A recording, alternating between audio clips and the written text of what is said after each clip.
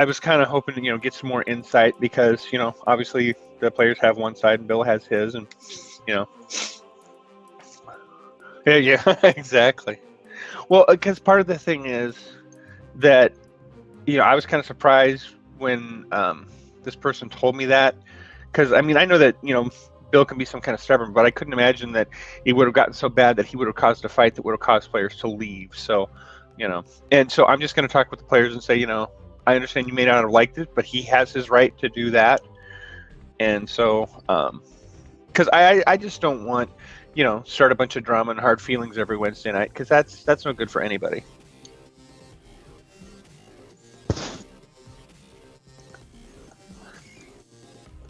Mm-hmm. Yeah. Sure.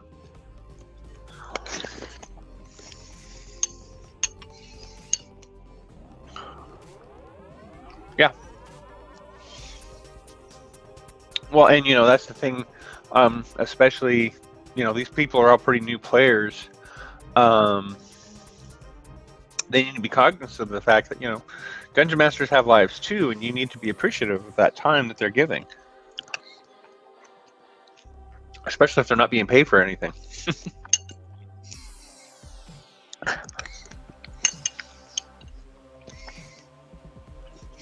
Is Hawk going to be on today, or is he working on stuff?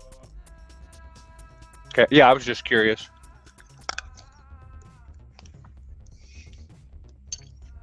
Okay, good. I wanted to get into some more of that, so that's awesome.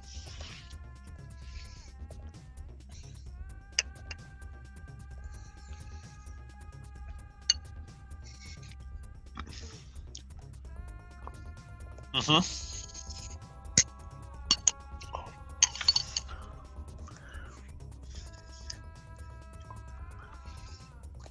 Right.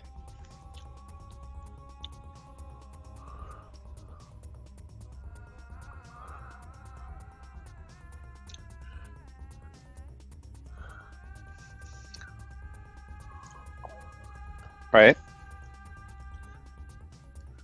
Uh-huh.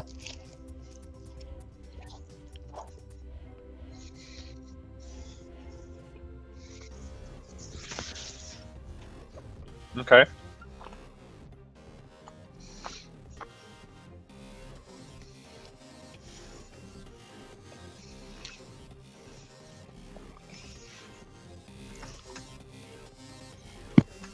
Maybe they can't hear me.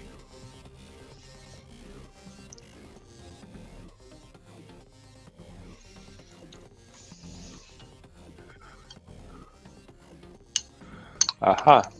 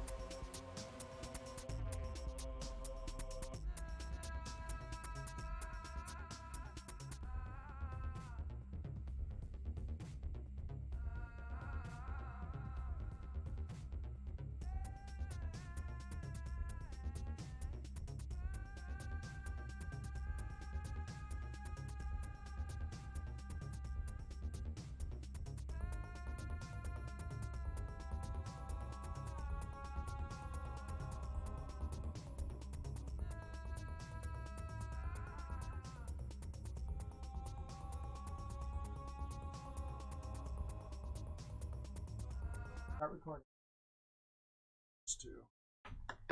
Okay.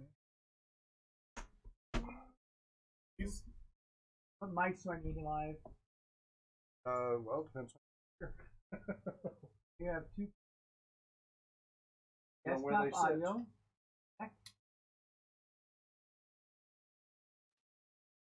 You're number one, right? I am number one. I'm number one. Okay, and put one GM. I'm number 3. Possibly you're either 2. No, if you're using this one, you're number 2. 2 is good. Where are you sitting? Let me decide that. I'm letting you decide, but you have to announce it. I will under the shotgun. Number 4.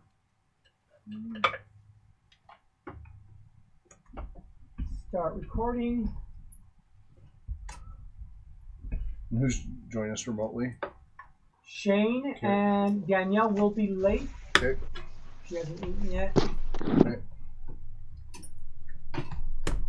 Shane has got an announcement about Spark Central, and we'll drop in general. Okay. When he comes, there he is. Okay. Okay, we're going to start the meeting in earnest when you're ready. Where's the mouse? I don't know. Oh, it's right here. It's put away. That doesn't make All sense. right. Tripping over myself. Okay, I had turned off the middle camera. Let me turn it back on. Uh-oh, there it is. And I want to talk to you about what I want to do for the talk show, not this Monday with our guest, but next Monday when we don't have a guest. Okay. So the 2 drives in that drive reader, do I just put those aside? Or are those going to be... Oh, those are, bring them back out here. Those are backup drives. Okay. That's what I archive stuff to. You don't have any Native American minis, do you? Of course not. No, I don't. All right. Why would you need Native American minis for? Native American role-playing game. There's one non-Native American in the entire It's like module, it zoomed in. and he's a Jesuit priest. Camera get bumped. I don't know. I just did the this way this morning. I just did the computer work. I haven't touched anything else. I haven't even touched I the think- lights yet. I think you might have stepped on a USB cable. Oh, that makes down. sense. Yeah. You want me to plug it in for you, or? No, just set it there.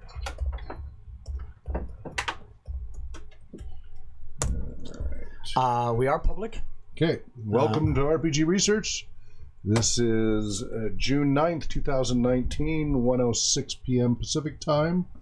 It is, I guess today is RPG Theory Day. Yes. So we'll be going into those topics in a little bit. How are you doing today, John? A little bit draggled. Yeah? Last night, 2 blocks away from our house, the SWAT came in and was dealing with some guy who's barricaded in a house, and he committed suicide. Oh, lovely. So we were kind of disturbed by the gunshots. About 2:20, I heard something that sounded like fireworks, but that can't possibly be at 2:20 in the morning. Why? Well, it's possible, but it may Not be likely. Yeah. more So likely gunfire. Oh, that's too bad. yeah. So gunfire twice in one day. You are in the Hilliard neighborhood. I'm adjacent to Yeah, close I'm enough. in Bemis. You're close enough. Yeah. Bemis, that's the neighborhood. That's the neighborhood. It's called Bemis, and we're right next. We're a couple blocks away from the school. Mhm. The school was doing an all-nighter, a senior all-nighter, and so they had to lock down the school while the Oh, lovely. yeah, because it was like next door to the that school. camera is also crooked. The center camera. The one that's on See how me. you guys are tilted sideways? I thought I was just drunk. There, is that better? Yeah, nope. You smack into each other. Gotta lean the other way. So anyway, I'm Hawk Robinson, I'm John Wilker. Daniel Ivey. and joining us remotely. Name is Shane Dean. Thanks for playing. Welcome, welcome. Get that you're just camera fixed. Yeah, Dan knows what to do. And Dan, have we talked to you yet about what we're gonna do? So while the three of us are gone to Atra, we were figuring you would be running things in September. You're the next most senior person. You're the next most senior, and we're talking clear out in September for like a week. Okay, for a week. A week, week and a Maybe half. 2. I mean, it's 12 days. It's 4 there, 4 back, 4 there. well, 3. I figure 3 there, 3 down to there, 4 there, 3 back. So that's 10 days. You think we can get back faster than we got there? You said 4 to get No, there. 3 to get there. We'll be there for 4, and then 3 to get back. So Okay, 10 days. Boy. And we pushed Tolkien off to October for obvious reasons. because it would be back-to-back murder. We'll That would already just be come in brutal. going, Yeah. welcome to the radio show today. I'm who am I? Yeah, Somebody? we would be frazzled. Okay, well that's a surprise. You don't think? I mean, it's always challenge by choice, but we don't. It depends on what I'm being challenged with. You would just try to keep things going on schedule while we're gone for that 10 days, which is basically just Sunday, Monday. Sunday, Monday? Yeah. The Tuesday one, the researchers meeting, I'll probably just cancel that week. We'll have to give him a red book. Yeah. Yeah. And Well, Nicholas Dan, can if help you want, I could help you with that. Whatever you want to actually put out. We can work on that together if you want. Sure. Yeah, but the key thing is, and then also trying to keep the Friday thing going if possible. If not, I mean, so if let's see, does that fall on a Spark Central day? Well, actually, Shane, you said you had something about Spark Central. Yeah, just want to let you know with my work schedule for the foreseeable future, it's going to be 5:45 to 3:15 Monday through Saturday, and when I get off work on Fridays, I come home and grab packages to mail. So, I mean, realistically, I wouldn't even be able to be at Spark Central until at least probably 4:30, and so, I don't know how much help I could be. Well, we need to actually talk about that. We need you to come down to Spark Central, and you and Nicholas to have a conversation, even if it's Okay. just one last time. Okay. We have to have a discussion off air about that. Sure, absolutely. Okay, but if you can make it after work this Friday, he was very anxious to speak to you and make amends and everything, and so it's important that both. Oh, have that absolutely. Yeah, conversation, so. I don't want there to be any bad feelings. So Right. definitely, whatever you need me to do, I'll take care of. Yeah, so come on down this Friday to Spark Central, and let's have that conversation then. Absolutely. Yeah, but you don't have to worry about GMing. Okay. So you can help out in other ways. And I mean, if it's okay, me showing up at 4:30, I can make it. I just wanted you to know that. Don't worry about GMing at Spark Central for the foreseeable future. Okay. But if you can still show up and help, definitely show up this Friday to have that conversation. And then if you're able to show up in the future, if later, that's fine. We'll talk about that when we see you Friday. Okay, excellent. Okay, cool. Anything else you want to talk about, Spark? I don't think so. Okay. I just want to let you know that now that I know what my work schedule is going on, what my Understood. availability is going to be. So Understood. Thank you for that. And John, how are things going for you? Everything fine on your schedule and everything? Anything I need to know about? Well, like I said, next week you have to. Not this coming week, but after next week, I may have jury duty. Maybe. Right. Okay, but this week you're clear. You don't do anything to get jury duty. I'm on the observer's box If part. you vote, you get put in the pool for jury duty. So you didn't do anything allegedly. Correct. Allegedly, I am boring. Okay, but this Friday's no problem for you for Spark Central. No. Okay, good. I will be there. Good. And what do we have as far as because what's happening for the third Friday? Do we have a library lined up, or are we doing a park, or what? Which library? Argonne. That's the Argonne one. Okay. So, all right, we need to get that on the website then. What I need to do is boot, try to get the first Friday for the month after that. Okay. Well, First Friday, yeah, we're not doing anything because that's of July. The wedding. Yeah. Yeah. So it'll be August. First Friday, August. Yeah. So that's when we do the transition. We'll move libraries and parks around to different days. All right. Just got confirmation. We are audio on YouTube. Good. That is a good sign. And we are public, right? It's not private? Yes. Okay, it's public. Okay, good. So September Astra? You want to win? Well, it's 14th to 17th is the actual conference in Reno, Nevada. But we have to leave at least 3 days before that. Mm-hmm. And it'll take at least 3 days to come back. So it'll be like 10th or 11th to 20th. So you just make it 10th to 20th just to be safe. Okay. So it's a 10-day window. 10-day window. Yeah. Okay. And the main thing you're worried about is Sundays, Mondays, and then whatever that Friday falls on. Just trying to make sure people still show up and run things. And so the 13th is a Spark Central Day, assuming that's still going on by then. You never know. But assuming it's still a Spark Central, that will be a Spark Central Day. So it's making sure that, we've got at least one or two GMs actually there with John, Danielle, and I all out of town. So and we've got a lot of new GM trainees, so hopefully we'll have some ready by then. Well, hopefully. Hope so. They haven't been showing up to training as much as I'd like, so I'm a little, so I was trying to help people by putting all the training online, but what's happening is they're just doing that instead of showing up to the training. They're just taking all the training and then going off and doing their own thing, rather than getting the training and feedback that they need. So I'm debating whether I should take that training offline. What do you think, John? Are they actually using it online? They're going through all the training online. They're going through it and then not showing up to our in-person training. Is what's been happening the last 4 months, 5 months. The more I put online, the less they've been attending. Right. Because they said, well, I'm learning all that through the online, through all the videos that are out there. So they're not doing the interactive that they need to do for us to help them get personal feedback. Right. They're just scooping up on their own phone and going off and doing their own thing. They're literally doing that and going off starting their own programs. Starting their own programs? Yep. Well, that tells me we need to claw that back. Well, I don't know. I want it to help everybody. I just they're trying to do it, and they're having problems because they're not getting the feedback. They're not getting the proper training. They're taking all the info and going, oh, I can do this. I don't need anybody to tell me how to do it. And then they're doing it, and they're wondering why they're having problems with their programs.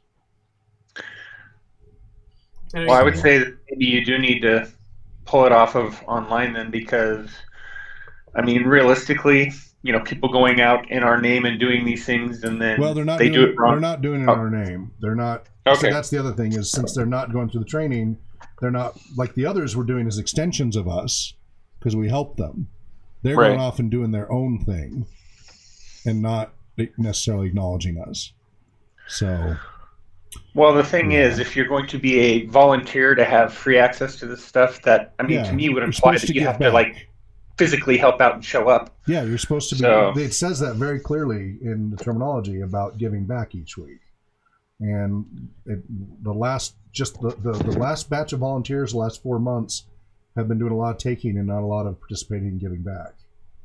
And that is a concern. So, anyway, it's something we'll talk about another time, administrative meeting or something. It's not really what we're talking about today. So, let me do a check with everybody. So, Danielle's going to be joining us? Yes, later? he's going to be Okay. late. So, I think between the three of you here so far and Danielle, you all pretty well know flow state, right? I think so. You guys have that down pretty well, right? Yeah, I Shane? feel really comfortable with Good. You've all been through the Tuckman small group formation, communication, all that stuff. Yeah. Yeah, we were talking about that last Okay. meeting that I remember being. Okay. Was that a refresher or new for you? Well, a little bit of both, because there was some information that hadn't been covered yet, but there's other stuff. So I guess let's call it a reinforcer. I think you had gotten the like high level intro before, and now the second time you were getting the deeper version. Yes, yeah. And Dan and John, you've been through the deeper version, right? I Yes. believe so, yeah. And then the whole thing on bleed. Have we done the whole bleed discussion, I have. Dan? I know that we've spoken about it. I don't know how in depth it can go. Shane? I don't know if we've done the official training on it, but I know we have discussed it a lot in a lot of like real world situations. This happened. This is an example So of what? bleed that. Can you tell me what the magic circle is? I know we've talked about it, but it's been a long time, and I do not remember. Okay. Yeah, that I don't know about. The magic circle. Okay. It sounds like you've heard the concept thrown around, but not had the deep lecture, is what it sounds like. Yeah, I was able to extrapolate a bit of my positive and negative bleed, and the various interactions between coming in to the game, going out of the game, and having positive and negative effects. Okay. Have you read any of our blog postings that our researchers have been doing on the topic? No. Okay. Let me see which of those are public versus still private. So it sounds like today might be a good bleed conversation. Should I get at the knives? No. Wrong kind of bleed, Dan. So we're talking about TPK then? Nope. We're talking about the emotional response to TPKs. So See, first we bleed out. that's then total there's TPK. player kill rather than total party kill. By the way, this does spin into what I was going to talk to you about for our meeting, our talk show. I would like to do a day on the dangers of role-playing games, Okay. the actual dangers of, As opposed to the myths. yep, Okay. which includes, of course, bleed. Right. Yeah. And which is a tool. It can be used in a positive or a negative way. Yeah. We have to be careful about positive and negative. That's problematic as a term, Mhm. unfortunately. Layperson use of it versus scientific use of Right, it. yeah. It's problematic.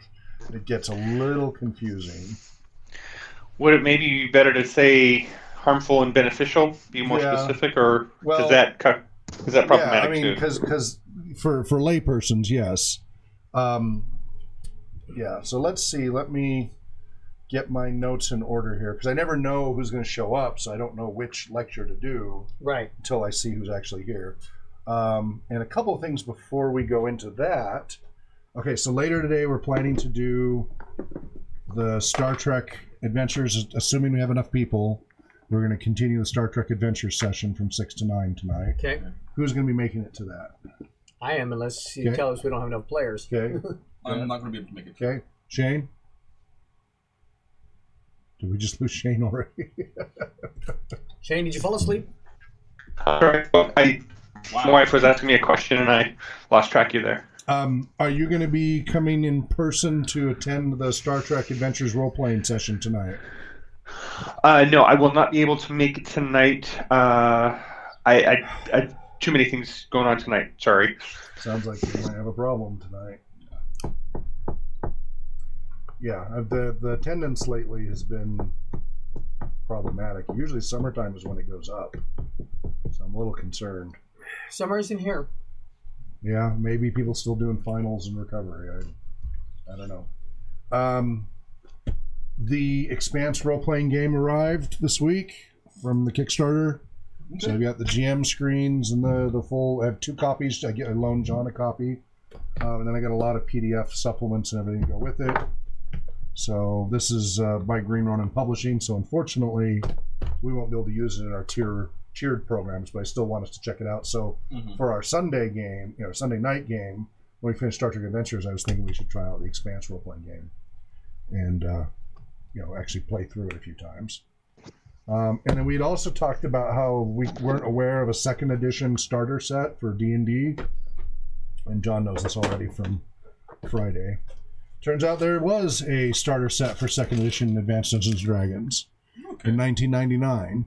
So, because it looks like BECME, but it's not BECME. It's got THACO and everything in it. So it's a stripped down version of 2nd edition AD&D. And it is different from the other BECME starter sets.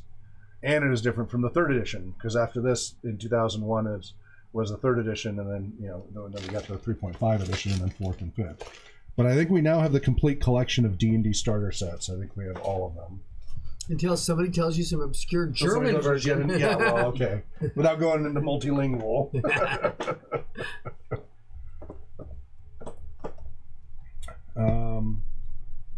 And then as far as the activity analysis, I think I had a eureka moment this week about how to improve that whole problem with the scales.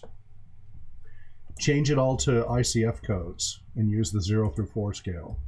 Okay. That is already established. So you have to know the World Health Organization codes, but you can always look it up. But if you're filling out an activity assessment, use those descriptions and standards of what a 0, 1, 2, 3, or 4 is. Okay. So that's cross-discipline. Rather than having enough CTRS training or OT training or whatever, the World Health Organization ICF, ICD codes are meant to be cross-discipline and still have consistency. So I'm working on a new version of the activity analysis form that is using all of those codes instead for the gradients, and see if that solves our inter-rater reliability problem. It'll be slower for those who don't already know the codes. So those of us who are in TR, we're already trained on a lot of those codes. But for everybody else, you'll have to look up every single question the first time and the second time, until you get the hang of it. So it'll be really slow for laypersons, but it should hopefully greatly improve the inter-rater reliability, I would hope, because it gives examples of the different levels of function. And so hopefully that will make it more consistent between assessors. So that was a little bit of an aha moment for me. Do you think that sounds like a good idea, or too much, or? I think we need to attempt to put it in practice before we can make a decision. Right. Yeah. Well, that's going to do. I'm put it in a form, and then we'll run through and see how it holds up. So that's in the works there. And then one of our researchers this morning, she was broadcasting live from New Orleans, Louisiana, in the French Quarter, at a teachers conference. And she was there talking about games and teaching, and mentioned us a few times and referred them to us about empathy building, using games to help with training, like nurses and doctors, to build bedside empathy, and using role-playing gaming to help with that. and they were asking if she thought that would be helpful. And I'm like, yeah, the research is pretty good on the empathy building. So that was kind of fun this morning. She was the only researcher who attended this Sunday. Tuesday group's gotten pretty busy, like half a dozen. Sunday's been hit or miss. Sometimes I've half a dozen, sometimes I've had none. It's been all over on Sundays. Okay. So I'm looking for the Bleed blog postings. We've been busy on Patreon. We've got more donors. We're slowly going up, which is good. Hooray. Yeah.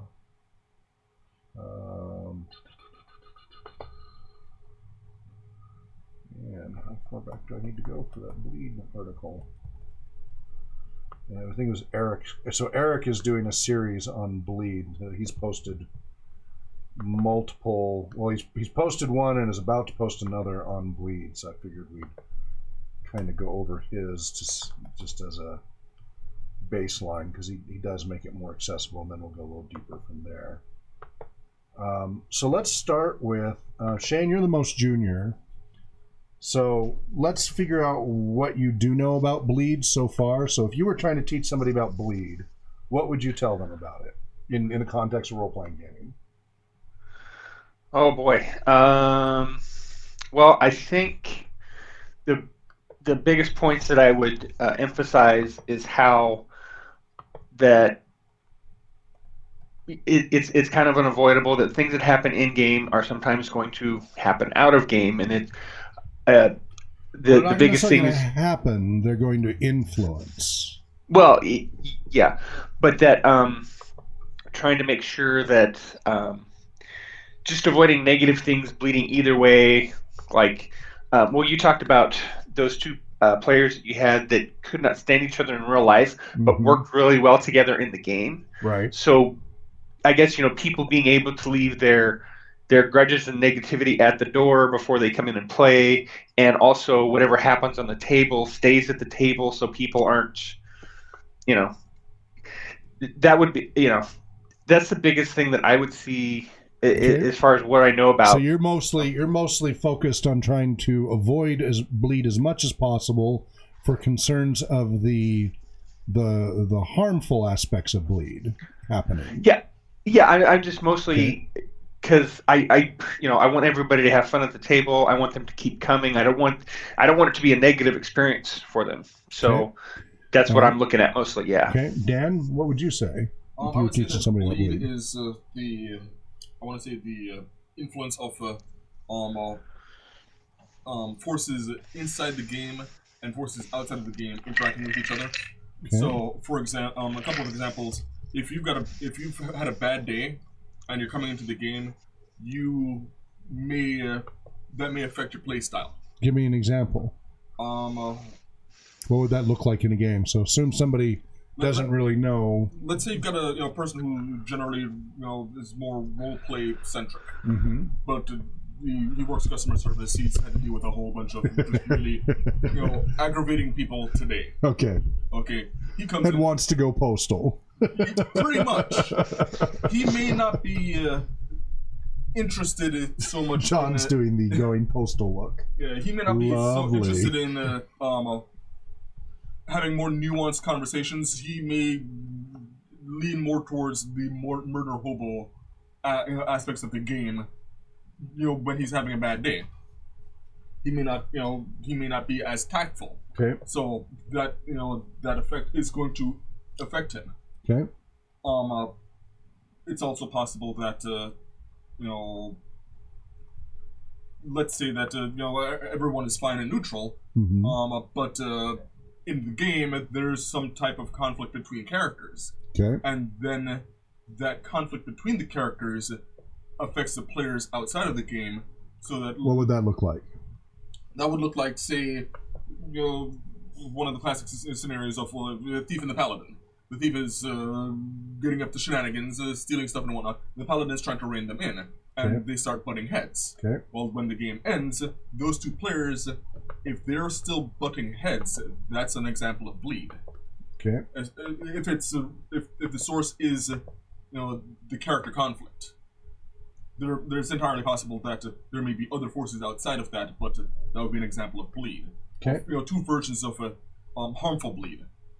It's also possible that, for example, you've got a person who isn't very good at socializing or taking charge of a situation, but in a game, his character is put into a situation where he has to be more social, he has to take charge. Mm-hmm. Positive, beneficial bleed may be him taking what he's learned from the game and applying that to his life. Okay. Good.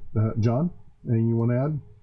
I think you covered it pretty well there. The idea that you have commingling between what's happening in your real life and what's going on in your game, and vice versa, Mm-hmm. things from your game. Like his example with the two characters are butting heads in the game. Now the two players are continuing to butt their heads outside of the game. All these things that influence how you run your game, or as a player, run your character, such as personal mood when you came to the table, your exhaustion level, your sugar levels, and all those other Being hangry. yes, all those external factions that you will bring into your game, whether you know it or not. There might be external factions, but we're worried about the external factors. I don't know. The external faction of my boss is going to really influence me sometimes. Okay. Factors. Also, we talked about being hangry. Let's say someone who is he wants to play the game, but because of his work schedule is consistently hangry. He may use that as a motivator to he decides that he's not going to be able to avoid it. He may be snacking during the game, but if he chooses that, he realizes that's the situation and decides to play a barbarian that feeds into that rage. That may be something to consider as well. Okay. Shane, anything else you want to add? No, I think until we get down into the deep theory, I'm not sure that I have more that I can contribute, really. All right. So the key... Go ahead, John. Well, we mentioned that basically unintentional bleed. But there are different scenarios where intentional bleed is part of the deal. For one thing, bleed from the game to the outside. What did you learn from the game, and how can you use that in your real life? That's intentional bleed. Some days I just want to kill a bunch of kobolds. Is intentional bleed. I'm taking my feelings and I'm knowingly using them or processing them through the game. That's the intentional versus the I wasn't aware I was being snippy or extra lovey, whatever your happening emotional thing was going on during the game. Okay. Anything anybody else wants to add before I go further into this? Okay. What's that? Crickets. Well, I just want to make sure you guys... Okay. So, first of all, there is no such thing in and of itself. Bleed is neither positive nor negative. Right? There are beneficial and harmful effects, etc. There isn't... bleed in and of itself is just bleed. It's a neutral thing. It's totally up to what is positive, what is beneficial for one person might be negative for another, harmful for another person. That's very subjective. So there isn't really a way to say. So for one person, you talked about the violence bleeding through one way or the other. For some people, that might be beneficial, and for other people, that could be harmful. The bleed in and of itself is not harmful. The bleed in and of itself is not helpful. It's how all of that is handled subjectively on a case-by-case, person-by-person basis. Processed. Yeah, well, what they do, what they make it mean, and how it is handled. So, and you talked about intentional versus non-intentional, and we talked about processing, etc. Let's go ahead and read through Eric Mitchell's introductory article. It's not very long because it's just a blog posting. It's longish. Well, actually, it's longer than I thought it was. He is one of our researchers. He's actually here in Spokane. He has a biology and chemistry background, and he's very curious about this whole bleed thing because he has mostly just played with his own friends, hasn't generally done, and which is what I think. I argue the majority gamers just play with their friends and family, and that's it. And they never play at game stores, conventions, etc. I would say that's probably 80-90% of gamers. The gamers we see at game stores and public outings and conferences are a very small percentage of gamers. They're just the most visible. They're the most visible. They're less than 10% of the population, but seen 90% of the time. And then we get into the whole gamer floater thing of the 1%ers that, you know, are even more so. So anyway, so Eric is a typical gamer that he does it with his friends, hasn't really gamed with others, doesn't do it like we do as outreach and such, doesn't do it for therapy, education, etc. And so hasn't experienced many of the bad situations that we see and hear about all the time. And so he's very fascinated by this whole concept of bleed, because he'd never really thought of their games in this, you know, perspective. And so he's been, as I said, he's working on, it's probably going to be his major essay paper down the road, but he's got one blog post he already posted back in February, which is available to the public now. So it's under patreon.com/posts 245-88606. I need to make sure that we get a copy of that over to the RPG Research website. Right. It doesn't seem to be there for some reason, and that's a mistake. We've got to fix our processes for that. So the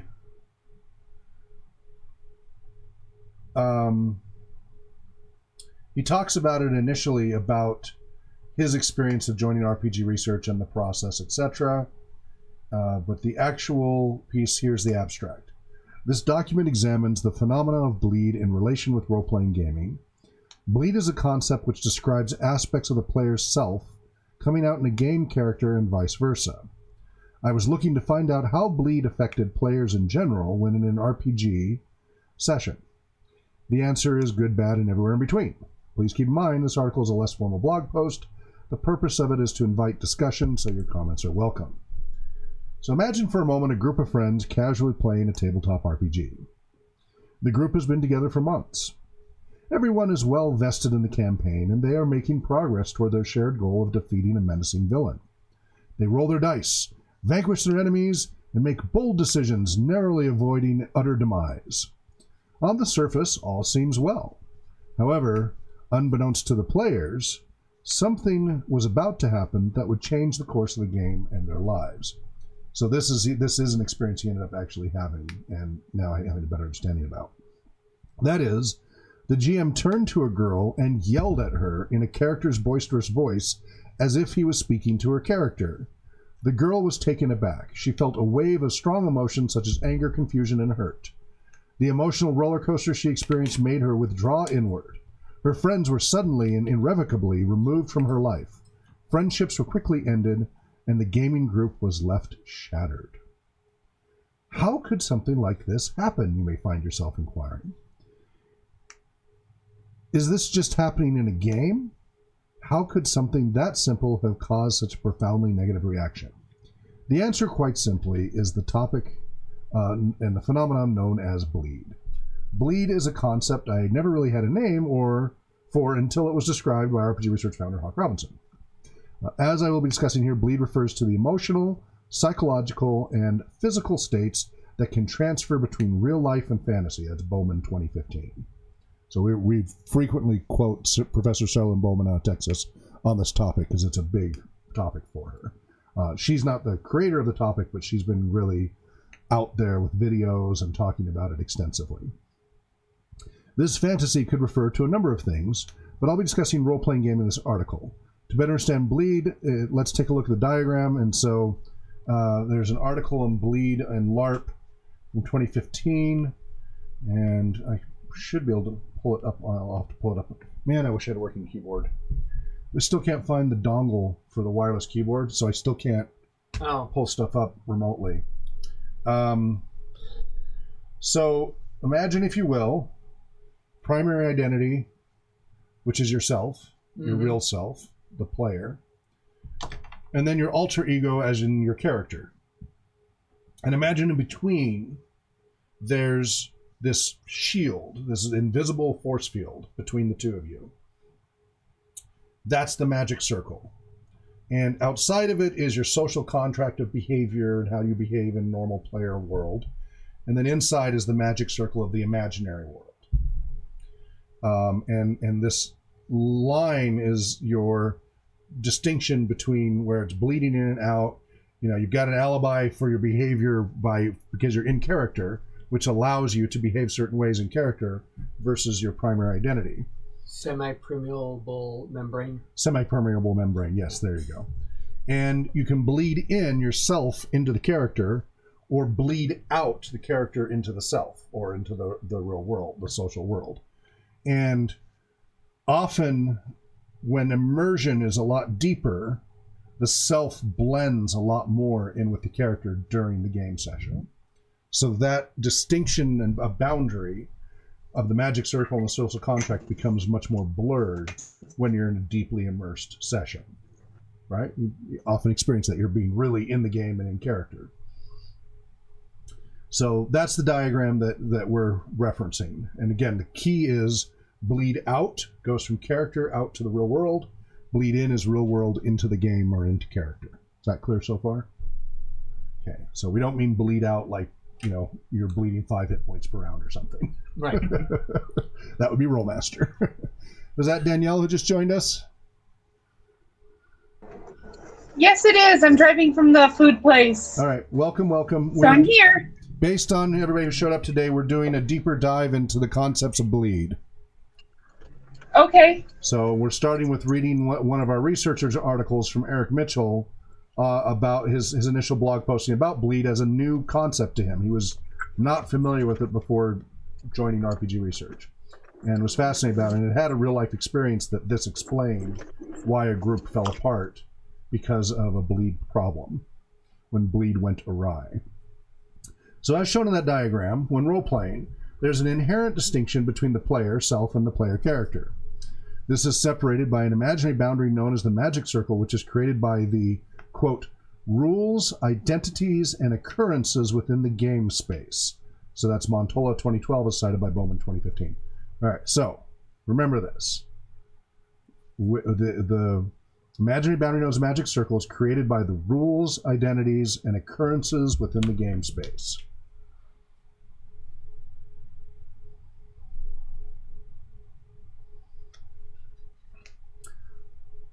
The line in the center of the alibi is the idea that actions inside the game are a representation of the character and not the player self.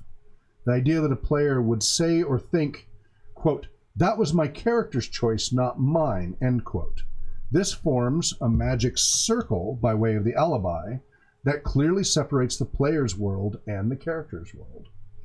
Bleed is therefore any interaction inside or outside of the game that causes this magic circle to be breached. Bleed that spills from a character to the self is known as bleed out, and from the self to the character is bleed in. This can include anything from a moment of real-life empathy toward a wrongfully slain NPC to complete anger at another player for a betrayal between characters. If you want to see bleed going horribly awry, watch the Spartan Show 2017. Was it 2017 or 2018? Was it last year or was it 2 years ago? I think it's 2 years ago. 2 years ago. Wow. It's been a long time. Yeah, 2017 Against the Shadow. Boy, did that blow up. I've never seen it that bad. And that's peculiar to Twitch and Twitch personalities and such. There are a couple kinds of bleed that will be discussed. Negative and positive bleed. So again, negative and positive is problematic. You said that was particular, exclusive to that type of environment, but isn't the greatest risk of a bad outcome from bleed within LARP? That may have been part of what contributed with that show because it was also cosplay. Mm-hmm. It depends on the LARP, right? It certainly is possible for LARP to be worse. No, the reason why it was the worst I'd ever seen is because it was international. Right. And it led to his family getting death threats. I've never seen it get that bad. Well, I understand. I've seen LARPs go bad. But you kind of indicated that this was something that was kind of unique to this scenario as opposed to other scenarios that we just haven't heard of. I think the international reach of it, Mm-hmm. the reason why it happened is different than the when LARP and others have blown up. It was caused for a reason that could only happen in something like Twitch. Okay.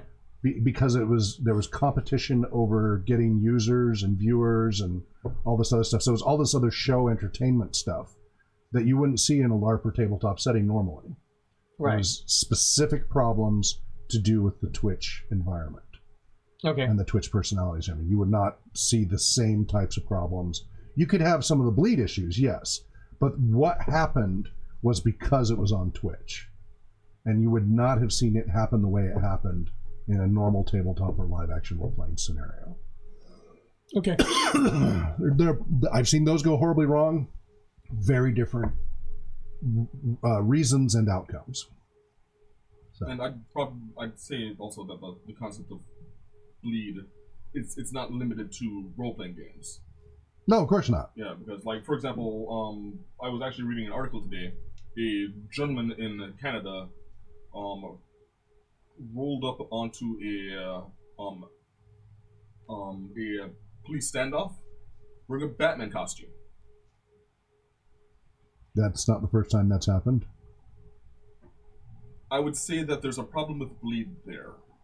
Well, there are people who have the whole vigilante. Mm-hmm. Yeah. Did the person have mental health issues? They did. The article did not say. Okay. I would. Sometimes they do, sometimes they don't. It varies. Well, considering that he had a full Batman costume and his truck had a Batman logo on it, there's something. Did you going see on the there. video of the Batman getting beat down on the strip in Nevada? No. Yeah, he like semi-recently? that was a few years ago. Okay. But it's on YouTube. It was a meme for a while. Somebody in a Batman costume on the strip in Nevada irritated somebody, and somebody laid him out. Yeah. Because they were being obnoxious, and somebody just didn't care for it. So, I think but those are I think that doesn't really qualify as bleed. Those are other social issues and such. Now, if he was literally playing a game like a LARP of it, because otherwise you're talking potentially about delusions and other things. Yeah. That's a different construct and a different theory than bleed. Okay. In this case, you have to have that there is a magic circle that's been created and a social contract, and all these things have to be in place We're not first. doing, Otherwise, we're talking about other issues. the steam tunnels where somebody supposedly comes out of a game thinking they're still in the game. Right, which is Delusional. yeah. So he talks about negative and positive bleed. Again, I always felt that that's problematic. Harmful versus helpful probably is more beneficial versus not. First, there's the kind of bleed that you're probably aware of, negative bleed or harmful bleed. This is the concept that something will bleed in or bleed out of a game and cause something bad to happen. The example given in the introduction, a player removing themselves not only from the game, but from the real-life group of friends, is a very strong example of negative bleed. Without understanding or knowing the terminology, people unfamiliar with RPGs, and groups like BAD, Bothered About Dungeons & Dragons, have expressed their fears about this kind of bleed. This includes misinformed ideas about playing a violent character leading to an increase in real-life violence.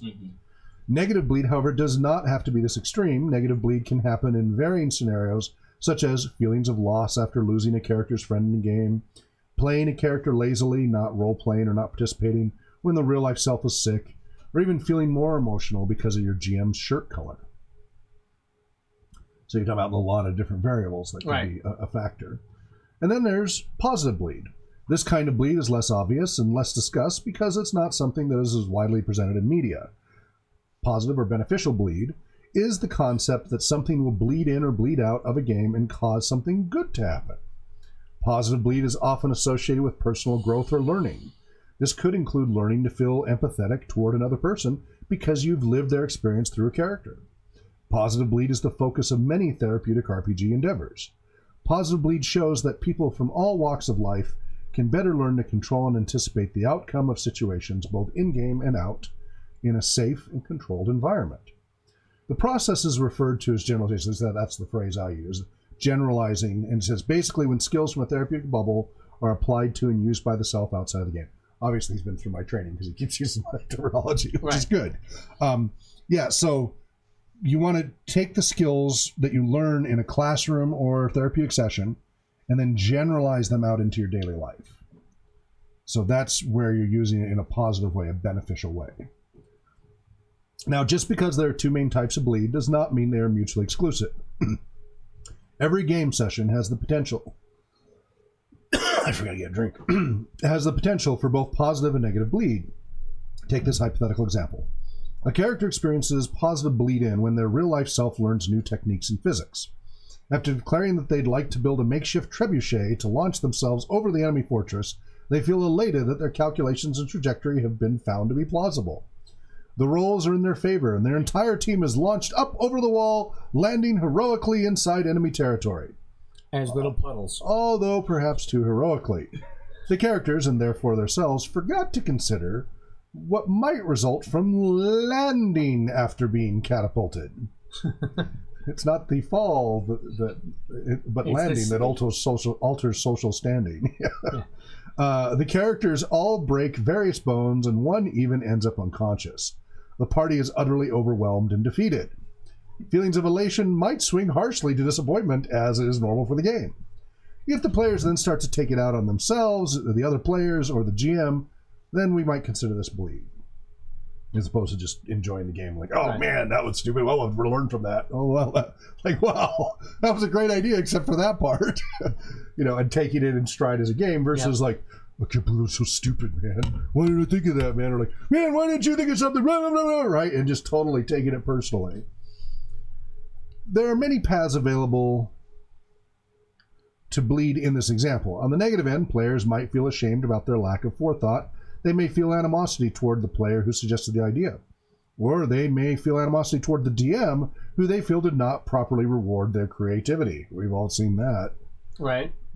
On the positive end, even though the characters were defeated, they may in the future more carefully consider the ramifications of their actions.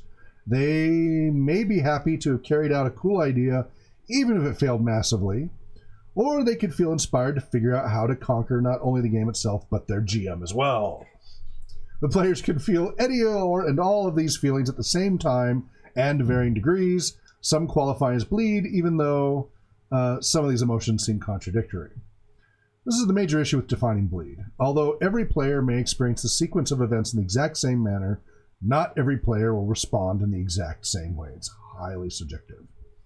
Something positive for one person might be profoundly negative for another. Martin, 2017, described a situation where he had a very strongly negative bleed reaction in a pickup game. The situation involved another player walking up to a cave with an NPC guard, and he cut him down without so much as a word. The author said he lost it a little and proceeded to get carried away by a wave of emotion. He admitted that his reaction was in large part due to his own convictions, although he also chose a character that aligned well with his ideals. He almost walked away from the table after not only trying to kill the other player's character to stop the slaughter, but also confronting the other player directly about his style of play.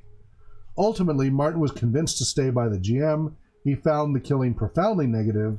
The other player obviously did not. Luckily, there are a couple of ways to maintain balance in gaming as well. In the previous example, the GM managed some fantastic story wizardry, and the rest of the game session slot was fun, end quote. The GM recognized that there was an issue and drove the story in a different direction, one that was fun for all the players. Although I haven't found much research on it yet, I get the feeling that bleed can be directed, mitigated, and enhanced by a good GM, but that's a whole topic on its own, correct? He's right. In the Nordic LARP article, Bleed, How Emotions Affect Role-Playing Experiences, Bowman 2015, the author discusses several strategies to mitigate negative bleed. They use in-game signaling, de-rolling, and debriefing, to name just a few. Now, debriefing also is what we call processing. Right. De-rolling? De-rolling. What is de-rolling? We'll get into that. Okay. In-game signaling. So this is in-game. Mm-hmm. Involves using hand signals to call for emotional breaks and to show that they can or cannot continue. So typical LARP is out of character, in character. So, letting people know, like, hey, I need a break from this. In tabletop, the X card, the no thank you evil card, things like that. Those are in-game signals. There's also now a flower with red, yellow, and green petals. Do the colors mean something specifically? Or? Yes, red means full stop. Yellow means get your Oh, caution how caution. you're going for I it. see. Green says, yeah, give me more of that. Okay. Pretty soon it's just going to be scorecards constantly throughout the game. Everyone's going to be raising and lowering scorecards. Yeah, has a monster come out. I give that an 8 out of 10. Yeah, the problem with that is the East German judge will give everybody a 2. I'm assuming that's a pop culture reference I'm not familiar It's with. an Olympics reference. Yeah. Okay. Olympic figure skating, the East So German. East Germany's been gone a long time. So you're talking about when the Well, Soviet yeah. Union was around. Yeah. Okay. They were very harsh judges. Okay. Except for their own. Except for their own. Oh, yeah. It was the Cold War. Yeah. And that would be really cold on the ice. Yeah. If you, we're during that time. Oh. He gave it the cold shoulder. I give it a 2. All right, so that's in-game signaling. De-rolling includes a ritualistic way to cast aside the role and step into their former identity. So this is a way to say, okay, I'm no longer playing my character. ROLE. Yes. Okay. Not ROLL. We're talking about ROLEs here. Got it. So to get out of your character mode and be back to your normal self in a well-defined way. That's why voices are very important. Yes, that's why we do those things to make it clear. Debriefing is a, quote, formal space after the game for players to express their feelings and share stories in a serious manner, end quote, which can help mitigate and contextualize their bleed. RPG research uses the term from the therapeutic recreation profession, calling it processing, a facilitation approach designed to facilitate learning, awareness, and change, which is, I think, a great way to do it. They also have social gatherings to help people connect out of game, and writing, such as journaling, to allow expression. These are specific to the Nordic LARP community, but can be easily applied to tabletop RPGs and video games, all of them, any of them. In the original example, if there had been an outlet to express and mitigate the damage from negative bleed, there may not have been as strong an emotional response. In fact, using some form of the bleed handling techniques above may turn even negative bleed into positive bleed. Perhaps openness about the emotional response felt by Martin 2017 could have been productive, quote, both in mitigating his anger and helping the other player understand the effect of the choices he made, end quote. Finally, as previously indicated, positive bleed is the focus of therapeutic applications of RPGs. There's an anecdote that RPG Research founder Hawk Robinson has brought up a few times about an at-risk youth, about 15 years old, playing a tabletop RPG for the first time. He very quickly, in just about 45 minutes, manages to get his character killed. You know, which one we're talking about. Yep, right? I know exactly. When the realization hits him that he can no longer play, he was brought near to tears. He learned that his actions had real in-game consequences and he could no longer act mindlessly. Fortunately, he was allowed to take over the character from one of our other volunteer players, and he completely changed his playstyle, including his attitude outside of the game, in a productive way. Positive bleed could also foster other social skills, such as building community in a workplace environment. Gaming can foster socialization in a controlled, safe environment, especially for those who would feel unsafe otherwise. Games can be tailored for specific educational goals as well, like helping people feel more connected to historical figures or events. There's still limited research available in the utilization of RPGs and therapeutics, but that's really what we're here for, and the observations of RPG research have been very positive. Yay! So there it is, the basic working of bleed, and a little bit about how it affects us as players. Now here's the part of the blog where I digress and start wildly brainstorming with ideas about this topic. Let's see what he has to say. For example, what kind of expectation is realistic for players or GMs for bleed? Should groups actively discuss this? Should they set ground rules? Or can everyone be expected to have an implicit understanding or how to handle bleed situations? How can groups isolated from experienced gaming groups be presented with these concepts? Should GMs actively be trying to control the flow of bleed? Would it be irresponsible to continue a strong story because the bleed negatively affected the group? At what point does GM magic harm players' ability to learn through consequence? Can a change of consequence drive an externalization of focus? Maybe I'll try to get a better understanding of these topics from opinions in various communities. Until then, I hope you enjoyed this delve into concept bleed. Look forward to comments. Till next time. So references Nordic LARP Talks from 2013, Sarah Lynn Bowman, video file. Then 2015, Bleed, the spillover between player and character from Bowman. Then Martin 2017, Going on Tilt blog post. And Martin 2016, Theoretical RPG Concepts Bleed. So those are some of his references besides our own content. I wonder if Psychology at the Table did a Bleed article or not. I don't know. It'd be worth checking. Yeah. It would be short. No, yeah. She just does those short ones, but yeah. They're introductory It'd be things. worth checking, yeah. Along with the caveat, you're not therapists. Yeah. So, so how about some of those questions there? What kind of expectation is realistic for players or GMs regarding Bleed? Shane, what do you think so far? Well, a couple things. You know, my Wednesday night group has kind of become my own little private lab, since all these players are new, and versus what I would expect experienced players to do in certain situations. It's interesting to see what new players do. But one of the biggest things is we're talking about Bleed specifically here. Like the first 4 weeks, everybody was friendly. Like these two people knew each other, these two people knew each other, but the group as itself wasn't really, a group so much. So let me stop you for a second. Yeah. Using Tuckman's theory, what was happening there? No. Oh, well, they were forming. Yes. Okay, continue. So then you guys remember that day that I decided, okay, no more fudging rolls, things fall where it lay, yep. And so forth. And, that night, the one player, just the way things went, he died very early in the session. So, I was like, holy crap. The player did. Man, you're hard on your players. I know, but the character. Bodies? At your house. Oh, okay. So yes, just down the road to the SWAT team. His character died really early in the session, and so I felt like immediately I had to, and not just like fall down dead, but failed 3 death saves dead, so dead. And mostly dead. So I stopped the session real quick, and very first I wanted to check out with him because we were going to be there for another 2.5 hours, and he's like, no, it's fine. It's my own fault, my own actions, whatever. So that was really cool. Yeah, and a good attitude about it. So then we went through the session, and at the end of the session, we got done. All of a sudden, everybody's really animated, and like one of the other players, oh man, I'm sorry I did that. That alerted the guards. All this. And since then, they have been a much tighter, more cohesive group, both while they're playing and afterwards. And one of the biggest things they learn from that, they are much more careful about their tactics when they go with any situation. They don't just assume, well, I'm the most stealthiest character, so this will automatically succeed. Well, no.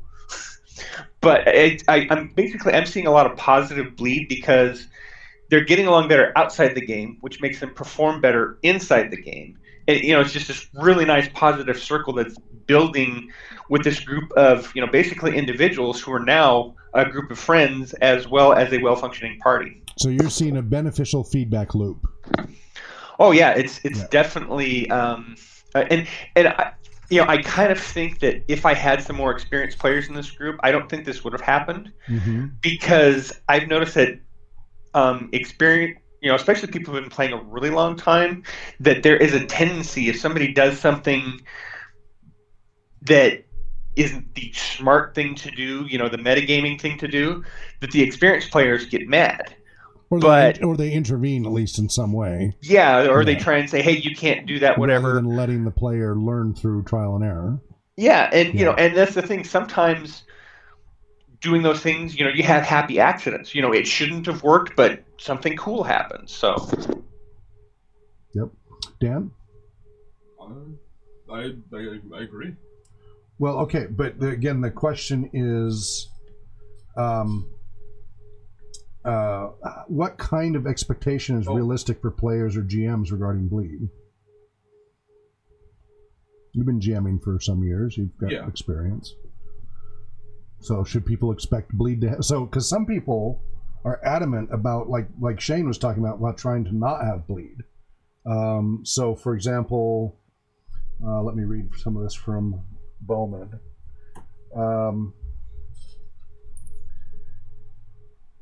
So Bleed is neither inherently negative or positive. Some players erect strong mental boundaries between themselves and their characters in order to avoid bleed.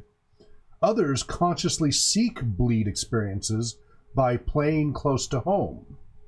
Similarly, some games are designed with the intention of drawing people as far outside of their normal lives as possible through fantastic elements or improbable circumstances. Others are built with the specific goal of inducing a strong emotional reaction in the players and encouraging them to contemplate how the fiction relates to their own lives. So regardless of player or designer motivation, sometimes bleed occurs without prompting. These experiences can often come as a surprise, especially when the players are unprepared and have no tools for how to discuss about or manage bleed. So that's why it's important you guys as GM trainees and everything understand, you like Shane, think about how you would have had an awareness and an explanation of what you were seeing in the group, 6 months, a year ago versus now.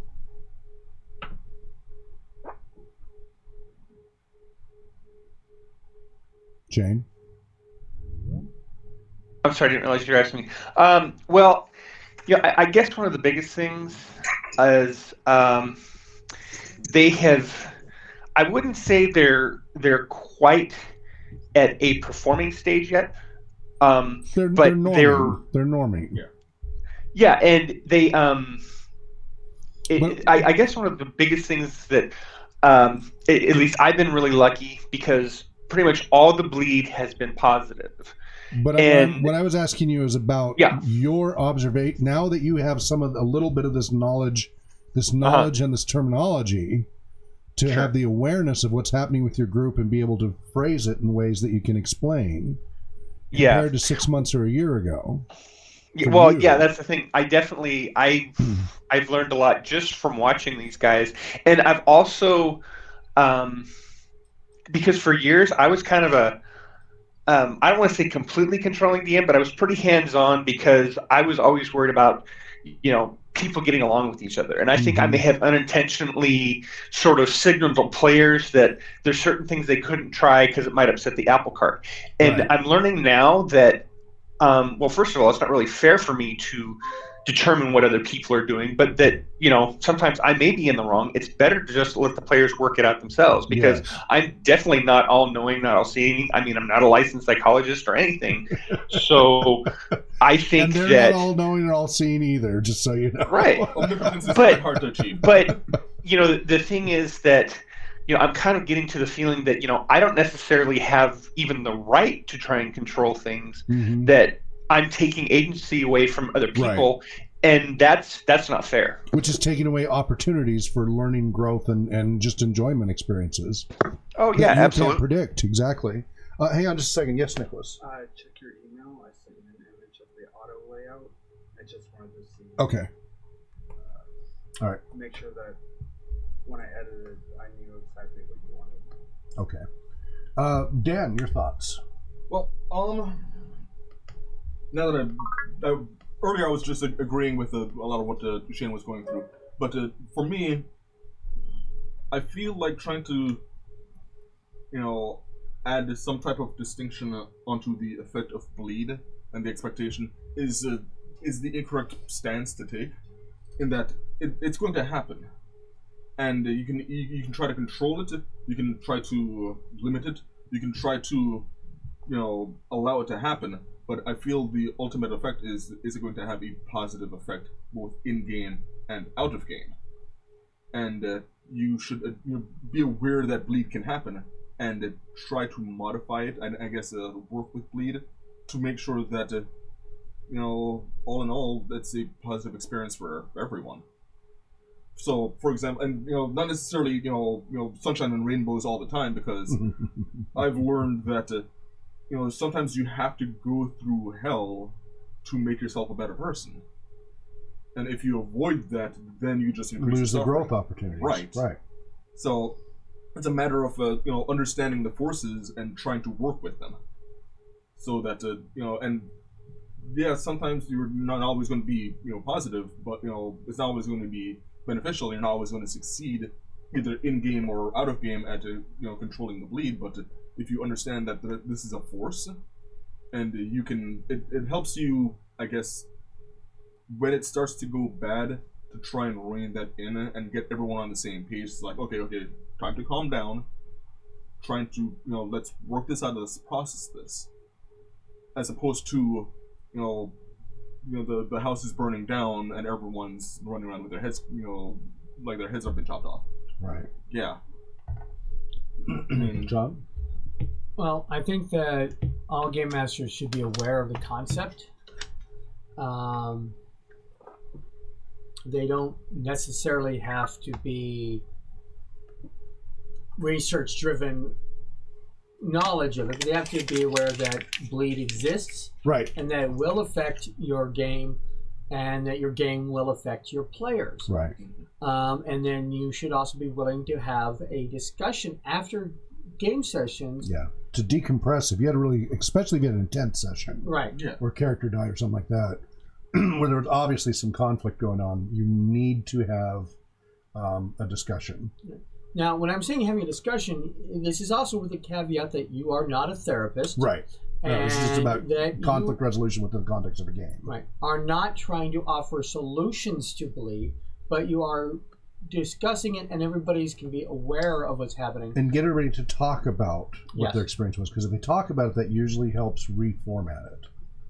And I actually wanted to add to this because this is something that both me and my wife have spoken about quite a bit, and it's I want to say ancillary to role playing, but we're artists, and we've had many discussions about, is an artist responsible for their audience and the effect that their art may have on their audience.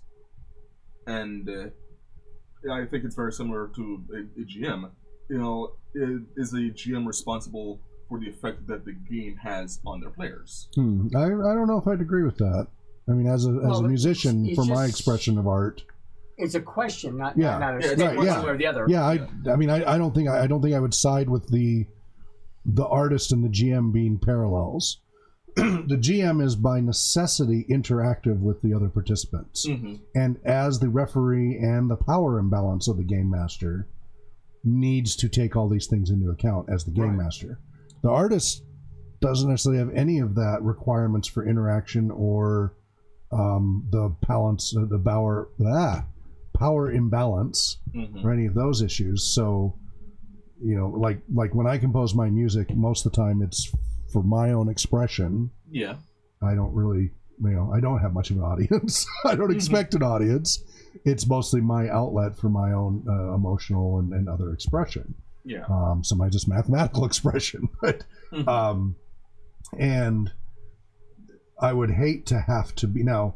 The only part where I do take into consideration is if I do add lyrics that are explicit, I put a posting in there that says contains explicit lyrics, and that's about my level of consideration for the audience. Other than that, it's like, hey, you like it or you hate it, it's up to you.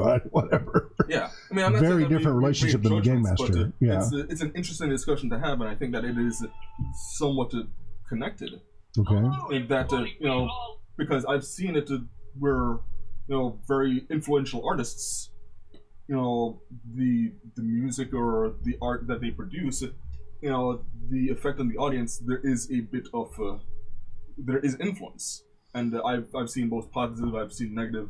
Yeah. Because this is actually one of the things that, and I've brought him up before, that Dr. Frederick Wortham was arguing about. That, for example, comic books, he claimed that comic books cause juvenile delinquency, which is rubbish. Yeah. But there's the argument: does art affect the viewer? Oh, sure. I mean, does. if it's working, that's what its intent. But the question then becomes, how much of an effect does it have on the viewer? Right. And I but then should, when it comes to art, should then society be curtailing the artist's expression? Right. As long as if the artist is now cutting up people, that's one thing. That's going too far. But there's really offensive art out there. Oh, yeah. Right. But whatever. As far as I'm concerned, freedom of speech.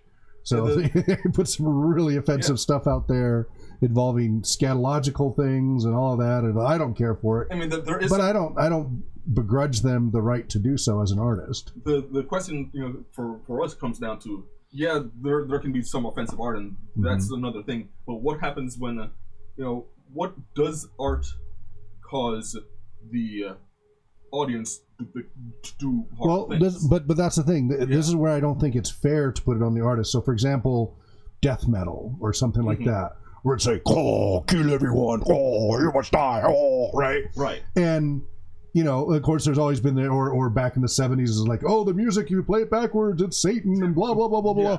And even if there was, because some of them went, oh, that's a good idea, we should do that, right? Some groups went ahead and did that intentionally as giving the finger to the people who were panicking. You know, then or you know, this whole battle about gangster rap and everything, things like that. The problem is that is an increasing lack of personal responsibility, not on the artist side, on the listener's side. Right. They're making it the artist's fault for their own action. Oh, it's not my fault. It was the music I listened to made me do it. And that's no personal responsibility. That's one of the things that I've kind of come to understand, that art is going to influence you, but ultimately you are responsible for yourself. Yes. In my more troubled teens, which I got in a lot of trouble, around late 80s, early 90s, there was a song came out from, I think, Rage Against the Machine called F You Won't Do What You Tell Me. And literally be, you know, in my truck at a light, police car there, and I would crank that up as, you know, and boy, did I get some crusty looks. I didn't go above the decibel limits all day, you know, luckily they didn't do more than give me glares. Completely childish rebellion. That is not the musician's fault. Right. That is my responsibility, and what I chose to do with it. That is not the artist's responsibility. Yes, maybe it does resonate with some part of me that wants to rebel and say, F you, I don't do what you tell me, blah, blah, blah. That's on me. Yeah. And it's great that the artist connected with me, but that's not the artist's responsibility on how I behave. Yeah. Now, if we in our current 5 or 10 years, though, that's all been flipping around. That the responsibility is on the speaker rather than the receiver. It's all been getting really distorted. This also brings up another axillary topic of consent and safety in RPGs. Okay. Yeah, but RPGs are different. That's the thing I want to be very clear about. Right. We're talking about artists over here, which when we were talking about interaction patterns and Tuckman groups, small groups versus mass media. Artists and such, that's mass media. Right. That is not an interactive. Now, the internet has made it a little more interactive, but it is not an interactive media. Role-playing gaming is an interactive small group, especially in tabletop context, media, which is very different than just artistic expression. There is an element of artistic expression in game mastering, obviously, in creating the games and everything else. But we have a much more complicated social dynamic going on as a game master, and we have a huge power imbalance. Anyway, go ahead. So there's a couple topics. One was done out 3 months ago. These are YouTube videos. The only player consent in D&D is to join or quit. And wrong. Wrong. That's okay. Just go. Yeah, just go through it. Yeah. RPG safety and consent in RPGs. This is reference to the UK Game Expo. Grim Jim, who we've seen before on some of our talk shows, who takes a very, different. He does not go the political norm. He actually rails against the political norm, and he is also of the thing that if you give consent by sitting at the table, and if what's happening in the game is something you don't consent to, then you can leave, as opposed to stopping the game for the other players that are actually enjoying what's going on. It's a fine line. It is, yeah. When does you put this clowns is in this is game. the whole libertarian struggle. So the libertarian concept is, I have a right to do whatever I want to do as long as my rights don't impinge on your rights. Your right to swing your fist ends at my nose. Well, even just swinging my fist at you is enough, because now you've created you're afraid. Yeah, but I mean, yeah. that's but it quote from the books is your right to swing your fist ends at my nose. Yeah. So, and so the problem is then what happens when it does impinge on somebody else's rights? You've now crossed that line. Where are the boundaries there when you come and sit at the table? And that's the problem. So informed consent, I would agree. If he has a handout, like we have codes of conduct. Right. Let's say we're running Vampire. Mm-hmm. And let's say we're running a particularly dark, the new 5th edition Vampire that's so controversial. It's got, or did they take it out, the pedophilia and all that stuff? Did he take it out, or did he keep it in there? I believe that's currently removed. And there may be previous versions that have it still in Well, it. anyway, let's say, so that would be an informed consent. But that's the thing. That's going to be informed consent. What he's talking about there assumes that you know what you're getting into, and you don't know that from game master to game master and game to game. So And it's a professional game master is in pugs. Right, pickup games, exactly. Pickup games are really problematic. Hey, we got some comments here on the internet. Oh, it's from Shane. Needs to be informed consent. Yeah, exactly what I said. Yeah, right. If you get blindsided by a horrible experience that the game master immediately did purely for shock and hurtful reaction, as happened in the UK game session, that is out of line. Yeah. So what happened in the UK game section was that there was rape. In-game rape. And there was not, he did not actually rape one of the players, right? But they happened, and without some sort of disclaimer that says controversial and upsetting topics may be experienced here. Here are the list of potential things you may run into. You don't even have to list what it is specifically. Just do a long list of it. Say, this is what you're getting into at my table. That should be sufficient informed consent, as long as it's inclusive. As long as you say, here are the things we will cover: rape and incest and slavery and prejudice and all these different things. I don't want to ruin the shock value. Can I just say, you're going to have some emotionally damaging content? Well, that's going to depend on the person, how damaging it is. Potentially emotionally damaging content. But that's getting into phrasing, and that's a whole other. Now you get into the PC stuff, and that's what. Where's our lawyer? But if you list the things that you know are going to be shocking for some people, then it's okay. Now that's a little scary towards the rating system of video games, right? Because that's what those are supposed to do. They're supposed to create informed consent of, this is a rated R show or game or mature or whatever, and so it's put blood and gore and violence and all of that. So I don't want it to be necessarily a mandate, but it's what responsible, considerate game masters should do, and especially if they're professionals. Now, in the 90% of the games, which we have already discussed, is the games that happen in people's homes among your friends. You have a pretty good feel for what your friends will tolerate. And you have a session 0. Yes. Where you discuss where the lines and veils are. Mm-hmm. It seems like the worst situations are public games. Right. It's just because there's so many more random variables. Well, that player just comes makes it to a lot the more table complicated. expecting to have an average game and finds that her character's been raped. Yeah. That's problematic. Yeah. Yeah. And the best way to address that, and again, they may get nixed. The convention may say, you can't do that here. Right? I mean, that I would expect, like PAX and others would be like, no way are you running a game like that here. Gen Con banned a game called Porn Star. I don't need to go into any more details of why. Yeah.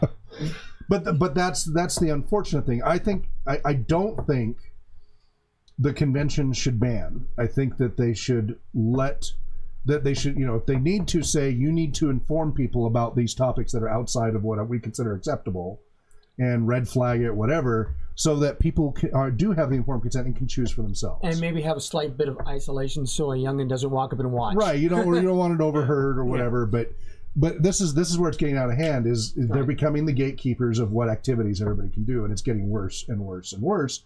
And some of these really, really disturbing topics, depending on who handles it, could be scarring or could be very helpful for some people working through some very difficult issues, a la Jack Birkenstock and the Bodana Group, who specifically uses games to help deal with issues of violence, incest, rape, things like that. But with both the perpetrators and the victims separately. Yeah, in the circumstances of Jack Birkenstock, what we have here is a professional. We also have consent. Right. We have intent. Yes. Is for the positive belief versus we're having an intentional. Right. It's informed consent. Right. Right. With somebody who is. This is not the thing to do in a pickup game. Right. Well, yeah, it's not. And again, yes, Birkenstock is for we're therapy. not going to work through your therapeutic needs at a pub. Exactly. We talked about that many times in our other episodes.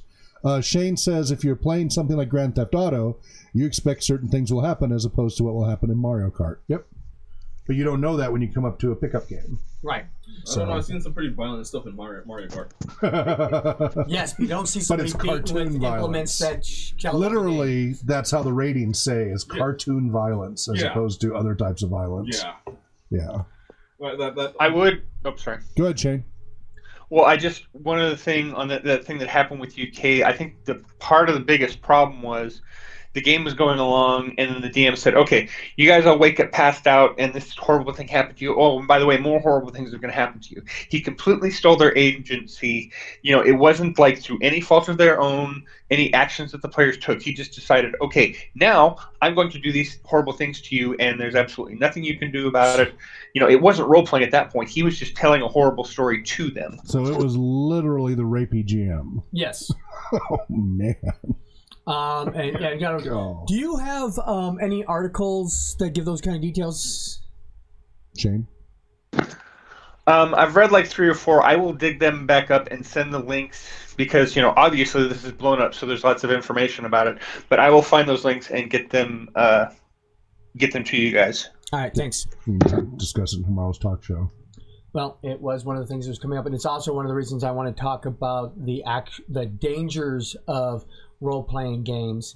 What are actually bad things that can happen, what to do to mitigate them, and the actual dangers as opposed to the mythical dangers. Right. Yeah. We're not talking that you're going to join a cult because you played a role-playing game. Mm-hmm. Yeah, you're not going to go murder all your friends because of it, blah, blah, blah, blah. We might discuss some really bizarre things like stepping on a die 4. But... Caltrip of Doom. Especially the metallic ones. Oh, those are so sharp. Oh, there's a metallic 3D one that's got actual like barbs. You step on it, surgeon will be involved. They intentionally made it more deadly. Oh, they did. It is. Yeah. It looks pretty. It's got a nice Celtic pattern, but if you step on that, you're going to the hospital. This isn't a... You see, I could just see, like, you're at the surgery table, they're pulling this thing out, and you're like... What the heck? What did I roll? I knew that was coming. Danielle, did you have any comments? Or are you still driving?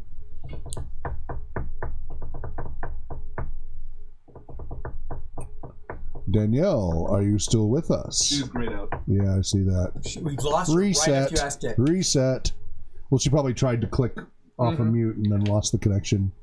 Reset your connection. So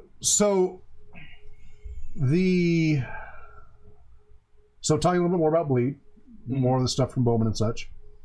So some basic vocabulary, we got a little bit of it. When we enter a game from the outside, we adopt a new set of social rules, both implicit and explicit. This is kind of what we're talking about here. Theft is okay in the game. Yeah, depending upon the context of the game. Right. These social rules function on an in-character level, such as this former warship is actually a spaceship. When a character throws a packet, it symbolizes a fireball for LARP. When a player speaks, they are portraying a noblewoman, not their real-world profession, etc. Out-of-game social rules also apply, such as we will stay in character for the duration of the experience, or we will avoid touching without permission, or we will observe safe words when used, etc. Collectively, these rules make up the social contract of the game that we were talking about before. When the social contract is established, players can enter safely the magic circle, a poetic term used describing the rules, identities, and occurrences in the game space. So that's the key thing, though. That's informed consent. And these things have to be spelled out to some degree. A piece of paper, a verbal explanation, whatever. When you walk up to a pug and such, you've got to explain these things. Now, this is where organized play is helpful to reduce the potential harm.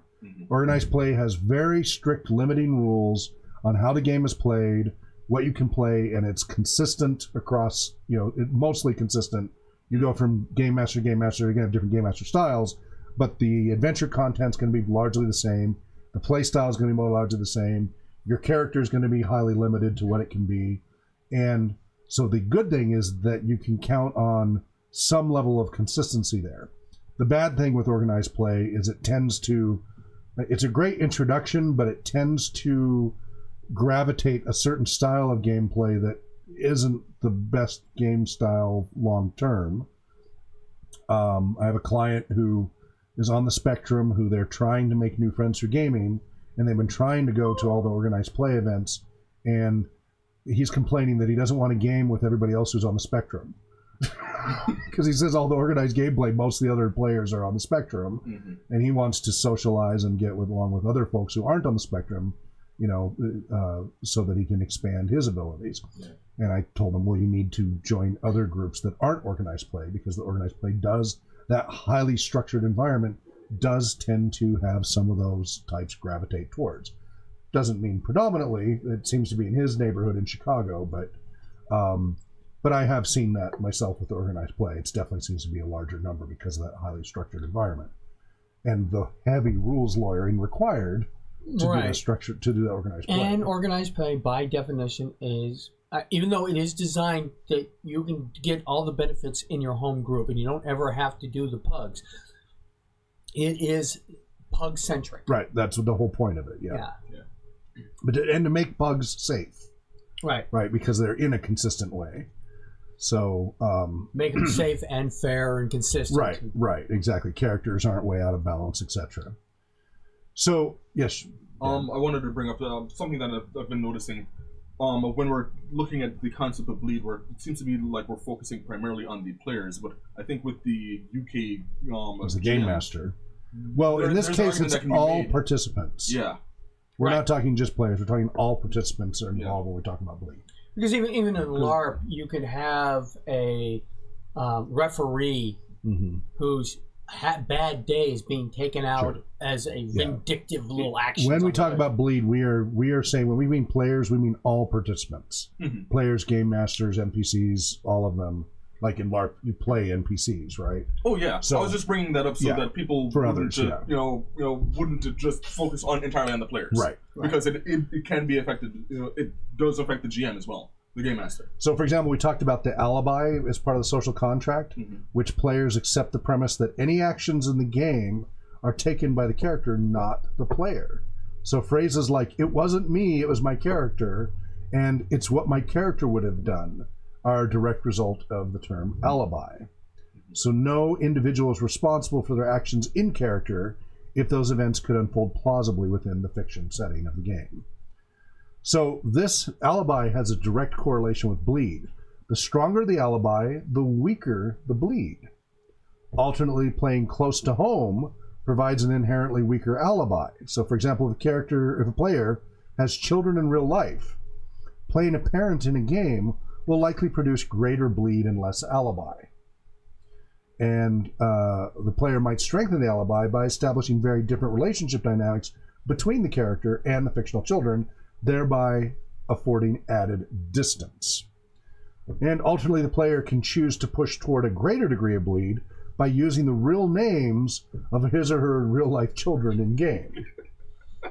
That's a scary thought. Now, none of these choices will ensure the participant will experience greater or lesser bleed. However, it can certainly it increases the potential. We're always talking about potentials here. Bleed's not a factor players can necessarily control. In fact, bleed is largely an unconscious process when it occurs. So whereas a conscious choice on the part of the player to alter the course of the character is known as steering, right? You're trying to change the course of the character. It's called steering. Therefore, a player can steer toward greater bleed by pushing factors that are likely to cause a bleed response, but bleed's still not guaranteed. And then ultimately players can steer away from potentially emotionally impacting factors, but end up affected by them nonetheless. Welcome back, Danielle. And welcome, third party. That's her old one. Oh. Can you hear us, Danielle? Yeah. Okay, would you like to comment? Come on. I know I've stopped moving. It's more consistent, but I keep getting booted and weird things. Yep. You want to comment? No, not you right now. I totally agree with you guys are talking about what's been being said. Okay. Yeah, what he said. At least what I. All right. So, what are the two major forms of bleed? Major In and out. Correct. That is correct. Bleed in and bleed out. In real life, bleeding in would be really awkward. It's called a transfusion. Yes. You explode. Yeah. Too much. So, what is bleed in versus what is bleed out? Bleeding in is what you're taking from outside into the character. Bleeding out is what you're taking from the character and bringing it out to reality. Yeah, the player into the character is bleed in. Yep. The character into the player is bleed out. Or the character out into the player. Yeah. So this is, we talked about this earlier, a feedback loop, a useful feedback loop. So a bleed feedback loop is observable when it becomes difficult to tell where the player begins and the character ends, especially in emotionally overwhelming situations. For example, in games where players experience sleep deprivation and constant attacks from enemies. The exhausted mind, this is LARPs we're talking here, or really long marathon tabletop games like for Extra Life. Mm-hmm. The exhausted mind may have difficulty distinguishing between a fake attack and a real one. This phenomenon does not mean that the player is incapable of upholding the magic circle, but rather the intensity of emotion has become overwhelming to the mind, causing confusion and difficulties with immediate processing and distancing issues. So, now here's the interesting thing. Bleeds usually described as emotional concepts, and as emotions are the least conscious and most spontaneous aspects of enactment. But there's other aspects. So, out of game thoughts are often interwoven with emotional responses, such as, "I can't believe Johnny is insulting my character. He always acts this way when we play together," which may later introduce an angry outbursting character. Also, relationship dynamics can affect bleed. So if two players are best friends out of game, they may unconsciously replicate that dynamic within the magic circle. You get the two power gamers and stuff like that. But physical states can also be produced, especially like sleep deprivation or exhaustion, which weaken your mental defenses. So it makes them more susceptible to impulsive emotional responses. So high immersion games like combat LARPs are built upon this principle, though the designers may not realize that they're creating a game designed to produce a bleed effect. And then another type is ego bleed, that was termed by Whitney Strix Beltrain. So ego bleed, and we're kind of pulling on Freudian concepts there. Right. But it goes back to which have not been Greek. 100% dismissed by folks. What's that? I said Freud hasn't been 100%. About dismissed. 90%. Yeah. Ego bleed occurs when the contents of the player's personality spills over into the characters and vice versa. This effect is most measurable when players claim to have learned skills from their in-game experiences that become useful in reality, such as leadership, seduction, etc. So I certainly can, like my ability to lead board meetings and stuff like that. Right. I trained heavily because of a game master, was why I was able to be at the executive board meetings and such with Barnes & Noble and Amazon and Microsoft and all that, and hold my own without prior, I was 30 years old and a CTO, and everybody else was 50, 60, 70 years old. Right. There was one other executive there who was 45, but I was by far the youngest, and held my own. It was so like being in a gaming session. I just went with it. I went, I can handle this. I can see all these dynamics going on. Oh, that person, this and that. Oh, okay. And it was totally gaming that prepared me for that. And certainly, my degree in tech, in training, in computer science and such, did not teach anything about leadership. Or even communication. Technical communication, yes. Other types that interpersonal, not so much.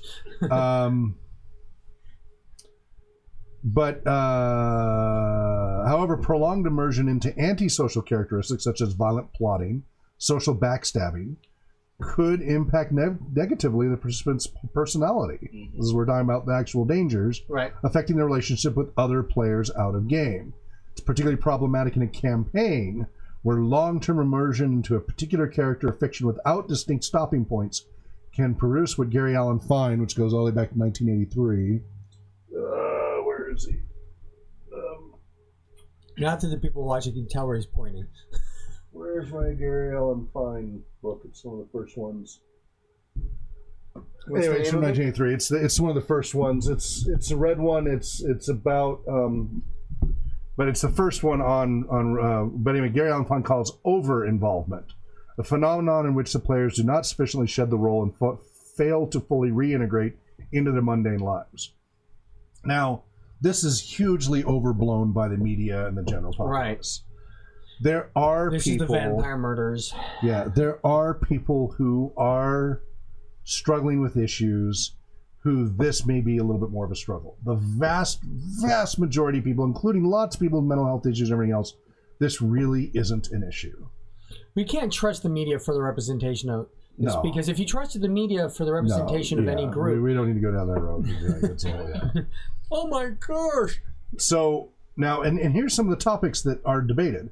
So, at its most positive, bleed experiences can produce moments of catharsis, when the player and character emotions are synced in a powerful moment of emotional expression. Now, realize the whole concept of catharsis is a highly debated and fairly debunked theory. It goes back to Freudian and other concepts, and it's very problematic. It isn't 100% debunked. There's still some research supporting it to some degrees, but it used to be much stronger. So back in the 70s and 80s, before all the Freudian stuff was nailed away by research, I remember a big thing called the Bataka bat. Right. And this was based on the catharsis approach, that it was a healthy outlet for aggression. That you could take the bat, it was a big foam, it was like a super buffer, right? Yeah, it had a handle that you held and only went a little ways, and then the foam padding was like this big around. It was as soft as a cushion, right? It was just a big cushion. It was therapy bat. It's a big cushion on a stick, big cushion on a stick, and that way it wouldn't do any real harm. I mean, you're going to hit statues, figurines will break them, but you could hit the couch and whatever, and it wouldn't hurt anything. And the idea was it was a healthy outlet for that energy and aggression and such. Kind of like scream therapy. Right, exactly. And, and I had a punching bag, and because I trained in martial arts and everything else too, and when I was angry, sometimes I just go wail on the punching bag, which was better than blowing up at my brother and sister. Right? Or punching a hole in the wall. Or punching a hole in the wall, quite literally. So this is where research gets very mixed. So the camp that is very anti-violence, anti-video game, anti-everything, always points back to the 1970s Bobo the Clown modeled behavior of when they watch a video or in person, little children watching an adult punch a little clown that's meant to be knocked over, it pops back up. And the kids who viewed the video are much more likely to punch the clown than the kids who didn't view the video were less likely to punch the clown. And they went, aha, see? It's model behavior, teaches kids to be more violent. And then they just build on this same concept. It's a trait-based thing. It's not across all people. There are people who are naturally more aggressive traits, have more violent tendencies and such. So for those people, it can be an issue. But for the vast majority, they can differentiate between what's acceptable, punching the clown, versus punching others. Right. If it was a punching bag, I think you would have had very extremely similar results than if you had the Bobo the Clown as the target. Yeah. It was.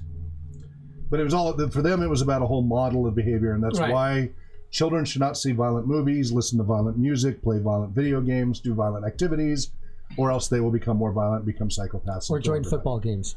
The whole gamut.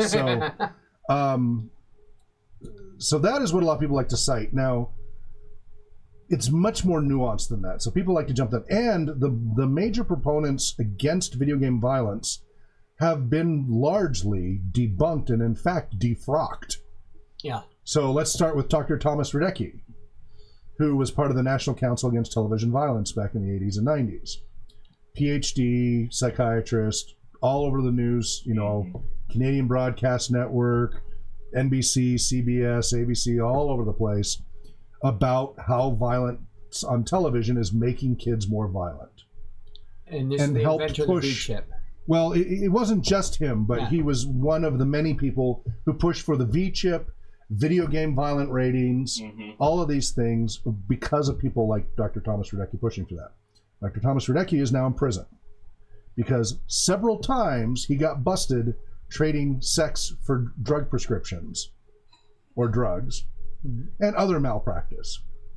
And then finally, a few years ago, after like the third time, like he'd already had his license revoked and gotten back and then he'd lied about where he got his degree. So there was a whole bunch of problems. But he had left an impact for decades because of the public media not vetting him properly. He's now in prison finally.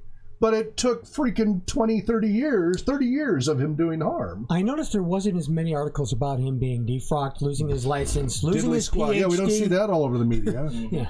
Okay, so that's one. And then there's these others, the 2 PhDs that recently lost all their papers have been disproven, but they're the main ones that CNN and others cited about video game violence. Yep. Yeah.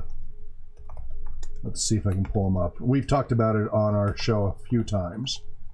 And these are the articles that most people were citing. So you got an Ohio State one, and then I think one in Arizona or something. I forget. But the Ohio State one. University of Arizona professor's PhD is revoked after her findings about violent video games are questioned. And some wonder if her mentor and co-author is also to blame. Ohio State University took the extraordinary step of revoking a graduate's doctorate last week. This was September 2017. And in her future at University of Arizona, where assistant professor of communications unclear. Jody Whitaker. The study in communication research called Boom Headshot. Yep. Effective video game play and controller type on firing, aim, and accuracy. Found that playing a violent video game improved real-life shooting skills. Initially, it was something of a boon for Whitaker, still a graduate student and co-author dissertation committee, Brad J. Bushman. That's because Bushman served on President Obama's Committee on Gun Violence. Yep. And his research challenges what he calls myths about violence, including that violent media have a trivial effect on aggression.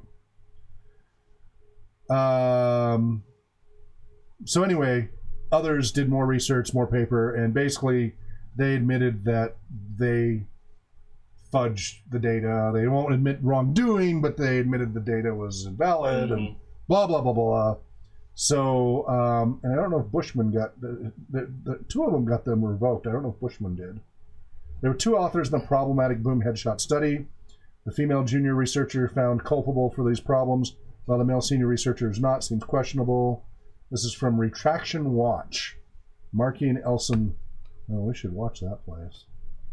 Yeah, we talked about it in that article. Yeah. Yeah, we covered all this on RPG Talk Show. We had a politically motivated research study that fudged the things. And everybody was pointing to. It was all over the news, and everybody used it. And it's the same thing as the bubble of clown and other stuff. And Dr. Thomas Radecki, it's wackos who are promulgating these inculcated myths. And they were the ones that were listened to. That's the scary part. And I want to bring this all the way back. Comic books. Dr. Frederick Wortham had the same problem, and his it wasn't until recently that his body of work was debunked as well, because it turns out that he was trying to claim that comic books caused juvenile delinquency, but he was also oversampling from juvenile delinquents. He basically saw a bunch of that's juvenile called selection bias. Right. Yeah. Yeah. So. And then August 20th, 2017, Bushman sent a copy of a letter in which OSU said he'd been exonerated of misconduct. Yeah. Yeah. And then I wonder if Mistrella Memon even revoked. asked a person who knew how to use a firearm their opinion at all when they were doing that study. Which what? When they were doing that study, saying that you can improve your fire accuracy in real life. Did they actually talk to anybody who used a firearm? Yeah. Because unless you're using a firearm simulator, video games aren't going to help you. This is not going to translate to this. Right, yeah. It also doesn't account for like wind and gravity and there's a lot of variables. Yeah. Yep. So I've used firearm simulators. They're completely different than video games. Yes, yes. When you start to get into simulators that are intentionally designed to develop skills like the police use and such, Right. that's a different story. And yes, some of the video games are becoming more like that, right? You are getting better and better simulating video game setups. Yeah, if you have the nice, expensive Yeah, VR you have to go out of your way to get the setup. Mm-hmm. You're not going to do this on your Xbox One. Shaniel says, these are the same people who say soccer causes violent fans. The fans were already tended toward violence. You're talking about hooliganism. Yeah. Hooliganism's always been around, man. It's not the sport, it's the people. It's a whole thing of groupthink. I was going to say groupthink and crowd mentality. Yep. Mob mentality. Yep. Mob, thank you. That's the correct word. Yep. As opposed to, Al Capone mob mentality. Which is actually more peaceful than a soccer game. Shaniel's Romans invented hooliganism. It goes back even more than that, man. I think we go all the way back to Babel and beyond. Well, I would say I would agree with him that you can Romans, look at the monkeys. I would agree with him that the Romans did. They were a good music band. Don't pick on them. They, I think the hooligans started with the first Colosseum.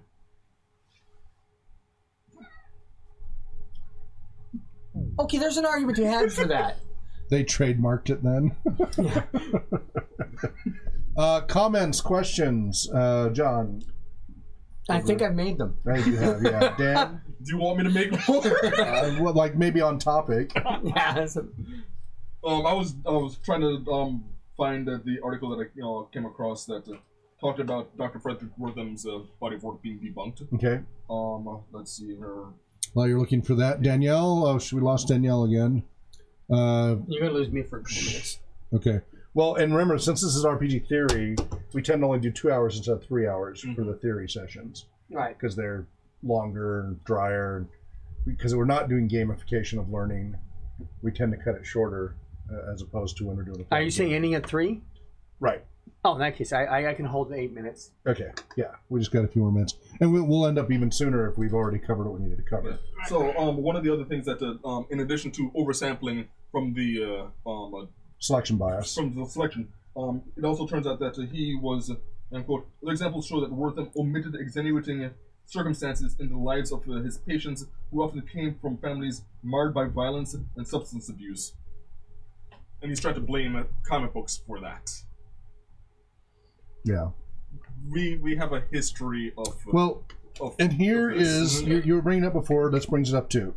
Here's a key difference between bleed versus psychological triggers. Right. They're not, these are different, these are much more individual issues as opposed to something inherent to the game.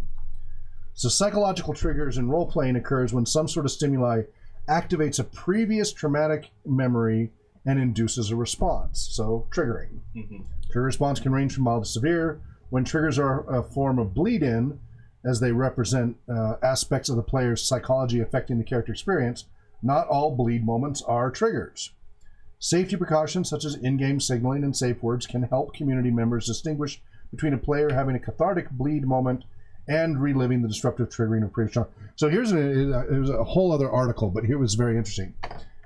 They were doing a role-playing of some sort of post-apocalyptic thing, one of many. Intensive, like a whole weekend long. You're supposed to stay in character all weekend.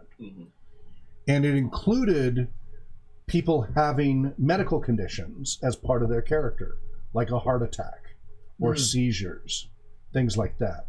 Well, this created a problem of they needed to have some sort of safe code to let people know that this was an in-character heart attack, an in-character seizure. So 911 wasn't called and CPR wasn't actually performed. Or the opposite, which is what I think did happen in one of these situations, where somebody had a real situation, couldn't communicate because they were having a stroke, and couldn't communicate or remember the code, the code for it, and so everybody thought this person's stroke was in character.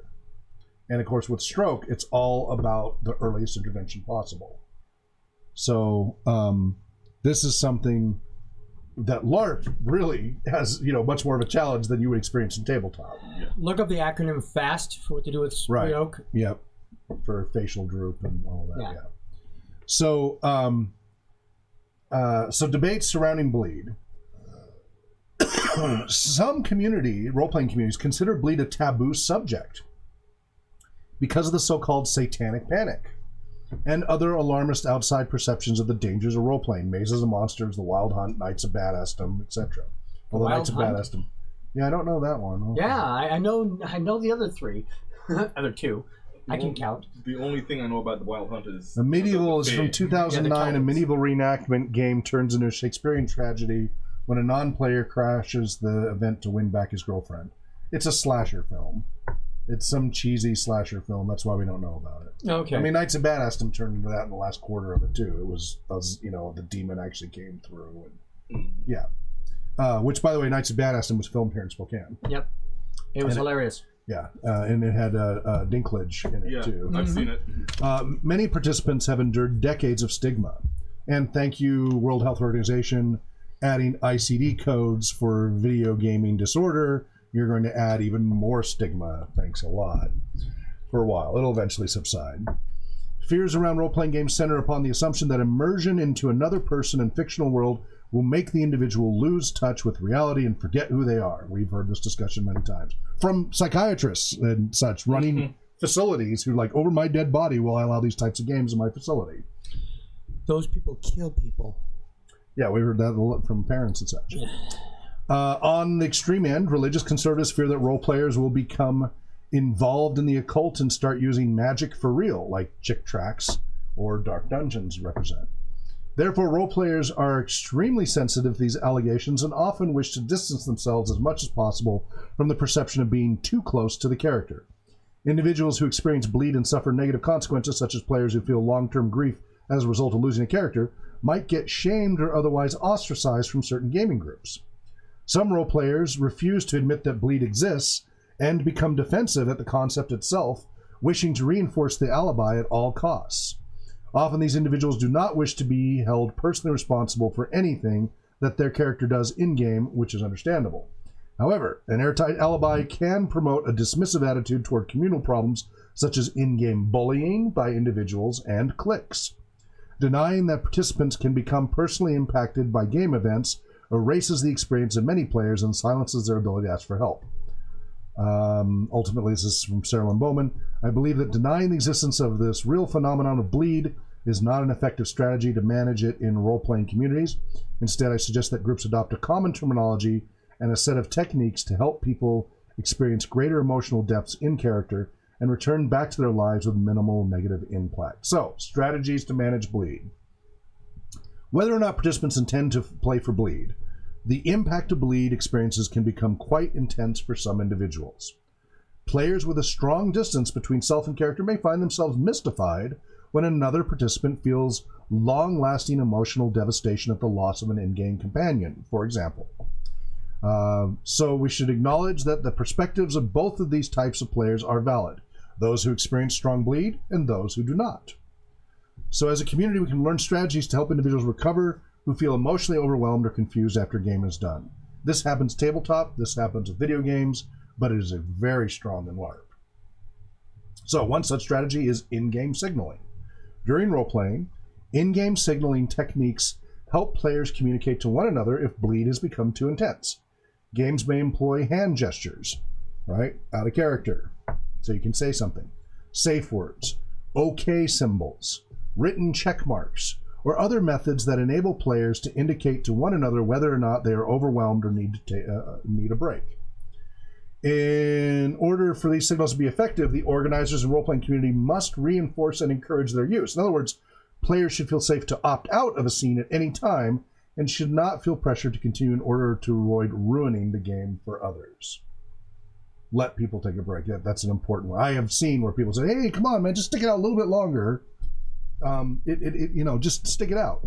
Don't ruin the game for everybody else. I've literally seen that, heard people say that. Yeah. And that's not cool. If people need a break, let them take a break. Maybe everybody needs to take a break, or maybe they just need to go take a break. Let them. We do incorporate that in my Wednesday games. Anybody can take a break at any time.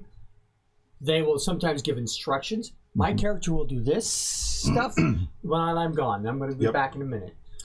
And of course, the important post-game strategy of de-rolling. So a ritualized method by which the character casts aside their role and re-enters their former normal identity. So some of these strategies include players removing an article of their character's clothing, placing it before them in the circle, right? There may be a circle on the table or, in an area. Like we have our drum circles, we have a cloth there to put the drums back, etc. Participants stating that what they want to take with them from the character and what they want to leave behind. Organizers leading players through a guided meditation to ease their transition, etc. So these symbolic actions allow players to switch from a frame of the character to a player in a manner that's less jarring than a hard stop. Debriefing. Another useful strategy to help players process their emotions. Creating a formal space after the game for players to express their feelings and share stories in a serious manner often helps contextualize bleed. Additionally, assigning a debriefing buddy provides players with a safety net for private communication after the LARP, for example, with another participant. Positive out-of-character communication with other players who were part of intense scenes may help alleviate lasting negative feelings. E.g., I'm sorry that my character was so cruel to you in game. Would you like to talk about it? And then informally, players can engage in out-of-game socializing, such as going to dinner. Waffles, right? The gamers, they go to Waffles after parties, charity events. They help them feel connected to the community outside of the context of the fiction and their characters. Social events reinforce the co-creative nature of the role-playing experience and open up spaces for dialogue about the game, allowing for greater communication. And then there's online forums and social media, etc. Some players find writing a useful strategy for managing their bleed. So journaling in and out of character, writing a letter to one's character, creating new stories around that persona, sharing written game memories with other participants. Telling war stories to each other is another popular method of sharing. Externalizing the experiences in a linear fashion, whether verbally or on paper, seems to help immensely by allowing players. This is all about processing from the amygdala to the hippocampus. Amygdala, flashbulb, and emotional memory. Hippocampus is what writes it into long term and puts it into narrative, which makes sense of it all. I have players that create artwork around. Generally, they'll paint a scene, or they will build a set. And hopefully, if we have enough players tonight, we have an artist who keeps wanting to draw. We keep canceling on him, so I'm afraid we may have lost him now. But he has appeared the last 4 sessions wanting to do the drawing for our Star Trek thing. Right. And I hope we haven't blown it. We don't have enough players tonight. I'm afraid we're going to blow it with them. Because I thought we were going to be running tonight. I'm not sure we have enough people. Maybe we should invite him into some of the other games that have more showing. I don't think it's the game. I just think the slot is being problematic. No, that's what I'm talking about. Oh, right. Monday and it's what his schedule is. This is what he signed up under Mist Heroes and wanted. And he did a good job. Further strategies include becoming immersed in other experiences, so they can throw themselves into their work, while other people have difficulty turning back to daily life. The first 48 hours after a weekend-long game can provide difficulty in terms of adjustment. Playing video games, another role-playing game, or immersing into another fictional reality like television show can help with that transition. And of course, most importantly, adequate sleep, eating properly, good hygiene can help reset a player's psychological state to some semblance of normal. And then, of course, there's the whole concept of post-LARP depression. Also post-con depression, too. Right. Because you have all that intense social interaction, all of a sudden it stops. And it's like, wham! And it's a real thing. That's why a lot of people call in on Monday. So, anyway, last thoughts on this, Shane? Well, it just kind of interesting how a lot of these people that we mentioned, promoting these negative things about games and stuff, I don't know if it would technically count as bleed, but I can't help but think that each of them had some kind of negative experience that clouded their judgment. And, if they were looking at things objectively, probably none of them would have done this, but whether it is ulterior motives or personal trauma that, they let them I don't know, but I do. I don't know, this was a really good discussion, and I think I'm going to change several things that I do, not just with my Wednesday group, but groups in general, because I think there's some blind spots that I had that I think I can fix from this. So. Examples? I'm really glad, Shane. Pretty much every session you attend when we discuss this, you say that. I'm really glad to hear that. Well, no, you're getting a lot from what we're doing. Yeah, I feel like I'm getting a lot. Good. And I've been GMing a long time, so a lot of these are ingrained habits that some of it I didn't even realize I was doing until we talk about some of this stuff, and I'm like, oh, okay, I can't do that anymore. And I'm learning positive things that I can do as well. So that's, I'm not just, beating myself up. I'm growing and learning in a good way too. Can you give us some examples of specific takeaways? Well, I for one thing, like I mentioned before, letting the players die. Letting the characters die, because you caught it this time. After that happened, that brought the group together in such a more positive way, and it was all a very good object lesson for them that, hey, this isn't just like a video game where you respawn. Right. And I think it has enhanced the enjoyment of play, I think, for everyone. Yes, you've heard me say time and time again, let your players' characters die early on, and your players will have a better game in the long run. It will change the whole dynamic of the game. This is one of the problems with 5th edition. Is it, other than people like John, it's relatively difficult. I mean, I love you, man. I have to do it. My players fear me. Yeah, it's really hard to kill off characters in 5th edition, right? By the way, interesting thing, the -10 rule for below 0 is in the introductory set for 2nd edition. Oh, okay. It's actually in there. So that as an optional rule. Well, it's an optional rule that they said GMs could use if their group's having trouble surviving. So that was interesting. They actually included that because that's the first time I saw that. Well, it's incredibly necessary for a person who starts off with 2 hit points. Well, Danielle did it with 1. Not getting hit isn't the same thing as being able to survive a hit. She died as soon as she tripped. So, Shane, what you're commenting about how you kind of did a lot of things automatically without really examining what you were doing is what most people do in their lives and in game mastery. And I want to quote Socrates, "The unexamined life is not worth living." Now, I don't want that to mean, everybody go kill yourselves. You shouldn't do what you're doing. All what I'm saying is you get so much more out of it when you stop and examine it, when you develop mindfulness, and you start learning new ways to look at what you're doing in your daily life and in your game life. People worry that this formal training, because a lot of people said this, I'm worried that participating in your therapeutic programs or whatever will ruin gaming for me, that I'll always think of school or therapy or whatever, and I won't be able to just enjoy the game anymore. And so far to date, what everybody I've put through this over the years is it has increased their enjoyment of the game. They're able to really have a richer experience. A, they can make a better game, right? Now that they've got more awareness, they're just better at it because of that awareness.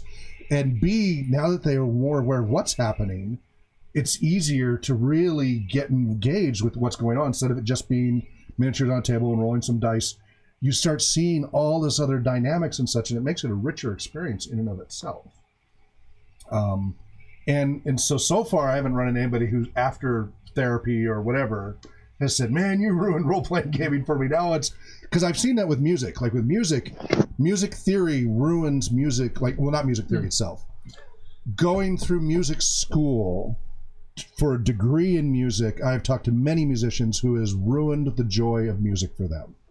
They do it for a living now because they invested everything they had into it, and they still love to do some music on their own, but they can't play or perform without the constant critic inside their head of every little mistake they're making that they're doing wrong because they've had years of that beaten into them to be a better musician and performer and all of that. So they don't really love music anymore. And that's just wrong. And my hope is, like you're saying, you're embracing this. You're not feeling a negative, beat up and such, criticize. You're going, oh, this is some areas I didn't think about here. I need to look at it because I want to be even better at what I do and enjoy the game that much more and make my players enjoy it that much more. So I'm really glad to hear you keep making those statements. Yeah, to use the vernacular, I would say I have definitely leveled up as a DM. Good. Danielle, anything you wanted to say as we wrap up here?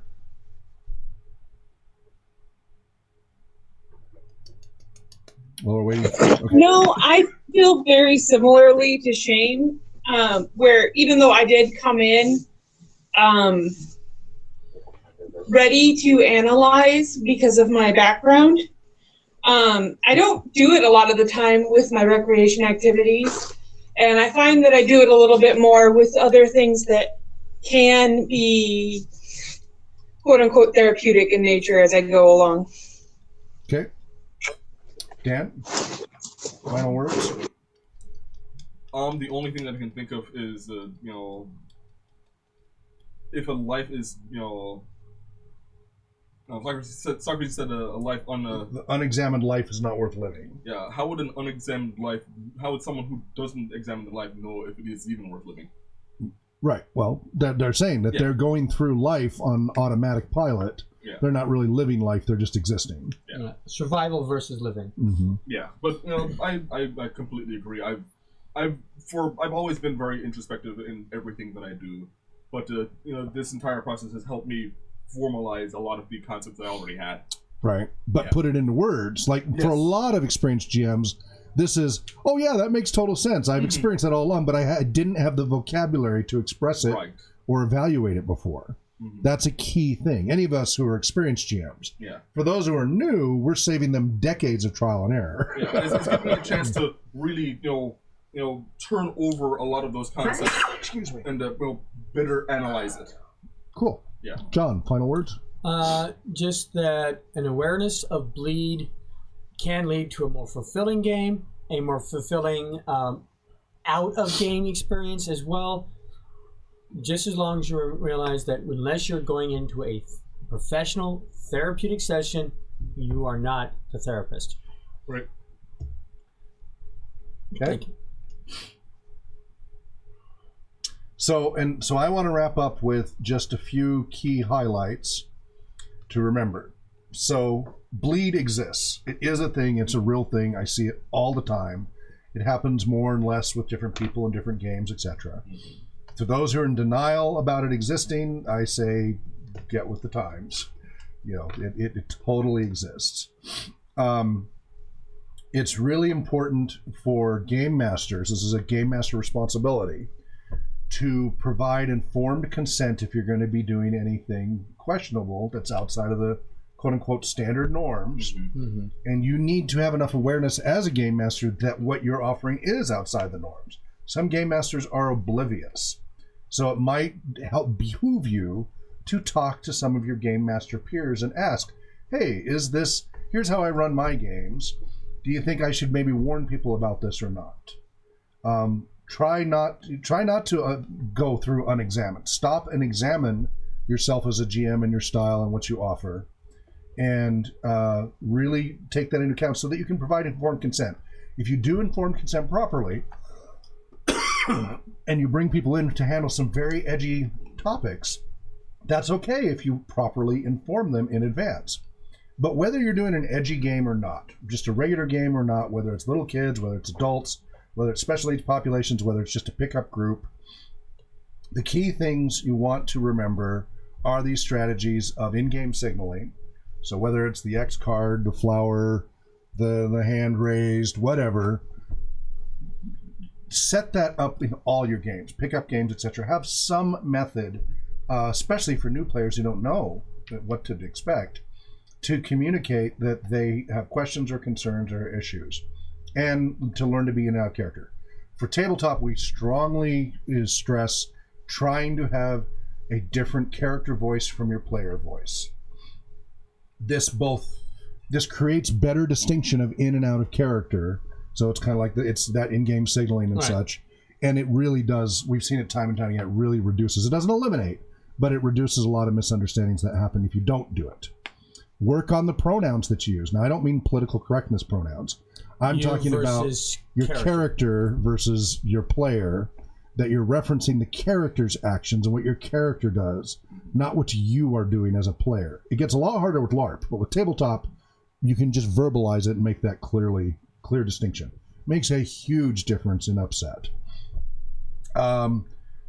Then, besides in-game signaling and the de-rolling concept, having some sort of ritual of putting the game away, getting the character sheets, wrapping up the game, so there is a ritual process. We generally keep all the character sheets because players are notorious for forgetting their characters. So we as game masters try to encourage the game masters to keep the character sheets in a folder for that particular group. Because otherwise you're going to forget everybody's character sheets rather than one. And then finally have a debriefing thing. And it doesn't have to be, you're not doing therapy and necessarily and such. All you're trying to do is let everybody just talk for a few minutes about what you just went through. Whether it was fun, whether it was intense, whatever it was, talk about it. And this is your chance to come out of the game and just talk about it in the meta, right? We discourage too much meta while you're playing. But once you're out of the game, have all the meta discussion you want and do that. Go have waffles after the game, right. Socialize. And that's your real potential to develop new friendships. Remember, buy for the DM. Yes. That's another etiquette that's been lost, it seems. Yeah, gamers aren't feeding the GM like they used to, which you don't want a hangry GM. That's why everybody dies by games. Just called hard mode. Anyway, so I thought just leave you with a few of those words, and we'll call it a wrap for this. We'll be back if there's enough players tonight. 6 to 9. I'm going to still be on the air to see if the artist shows up so that we don't no-show on him again. So whoever can make it for 6 to 9, please do. We do need you to be here in the studio. Our intention is to continue the Star Trek Adventures starter set, but we need, a few players to be able to play it. It's a very interesting system. I really like the way it does have behavior modification in a more subtle way, with the threat system. Right. The more violent your actions, the more the bad guys can escalate against you, versus if you take less violent actions, they have less power to escalate. I like that. I'd like to get the ins and outs of that better understood. So my hope was we would get one more session running this game, and then maybe we'll try the Expanse that just arrived. But we need players to show up, so we'll see. I'll send another email blast to see if anybody's coming. Danielle, are you able to make it in person today? I know Shane can't. Oh, she's gone. All right. Well, wherever you may be well. Hopefully we'll be back here at 6 p.m. Pacific time. Right now it is 3:17 p.m. Otherwise, we'll be back tomorrow with the RPG Talk Show from 4 to 5 p.m. on Monday. And then 6 to 7 is the administrative meeting. And then 7 to 9 will be more RPG theory. Wherever you may be well, happy gaming, and Namarie. Dream well. Have a good night. And thanks for playing.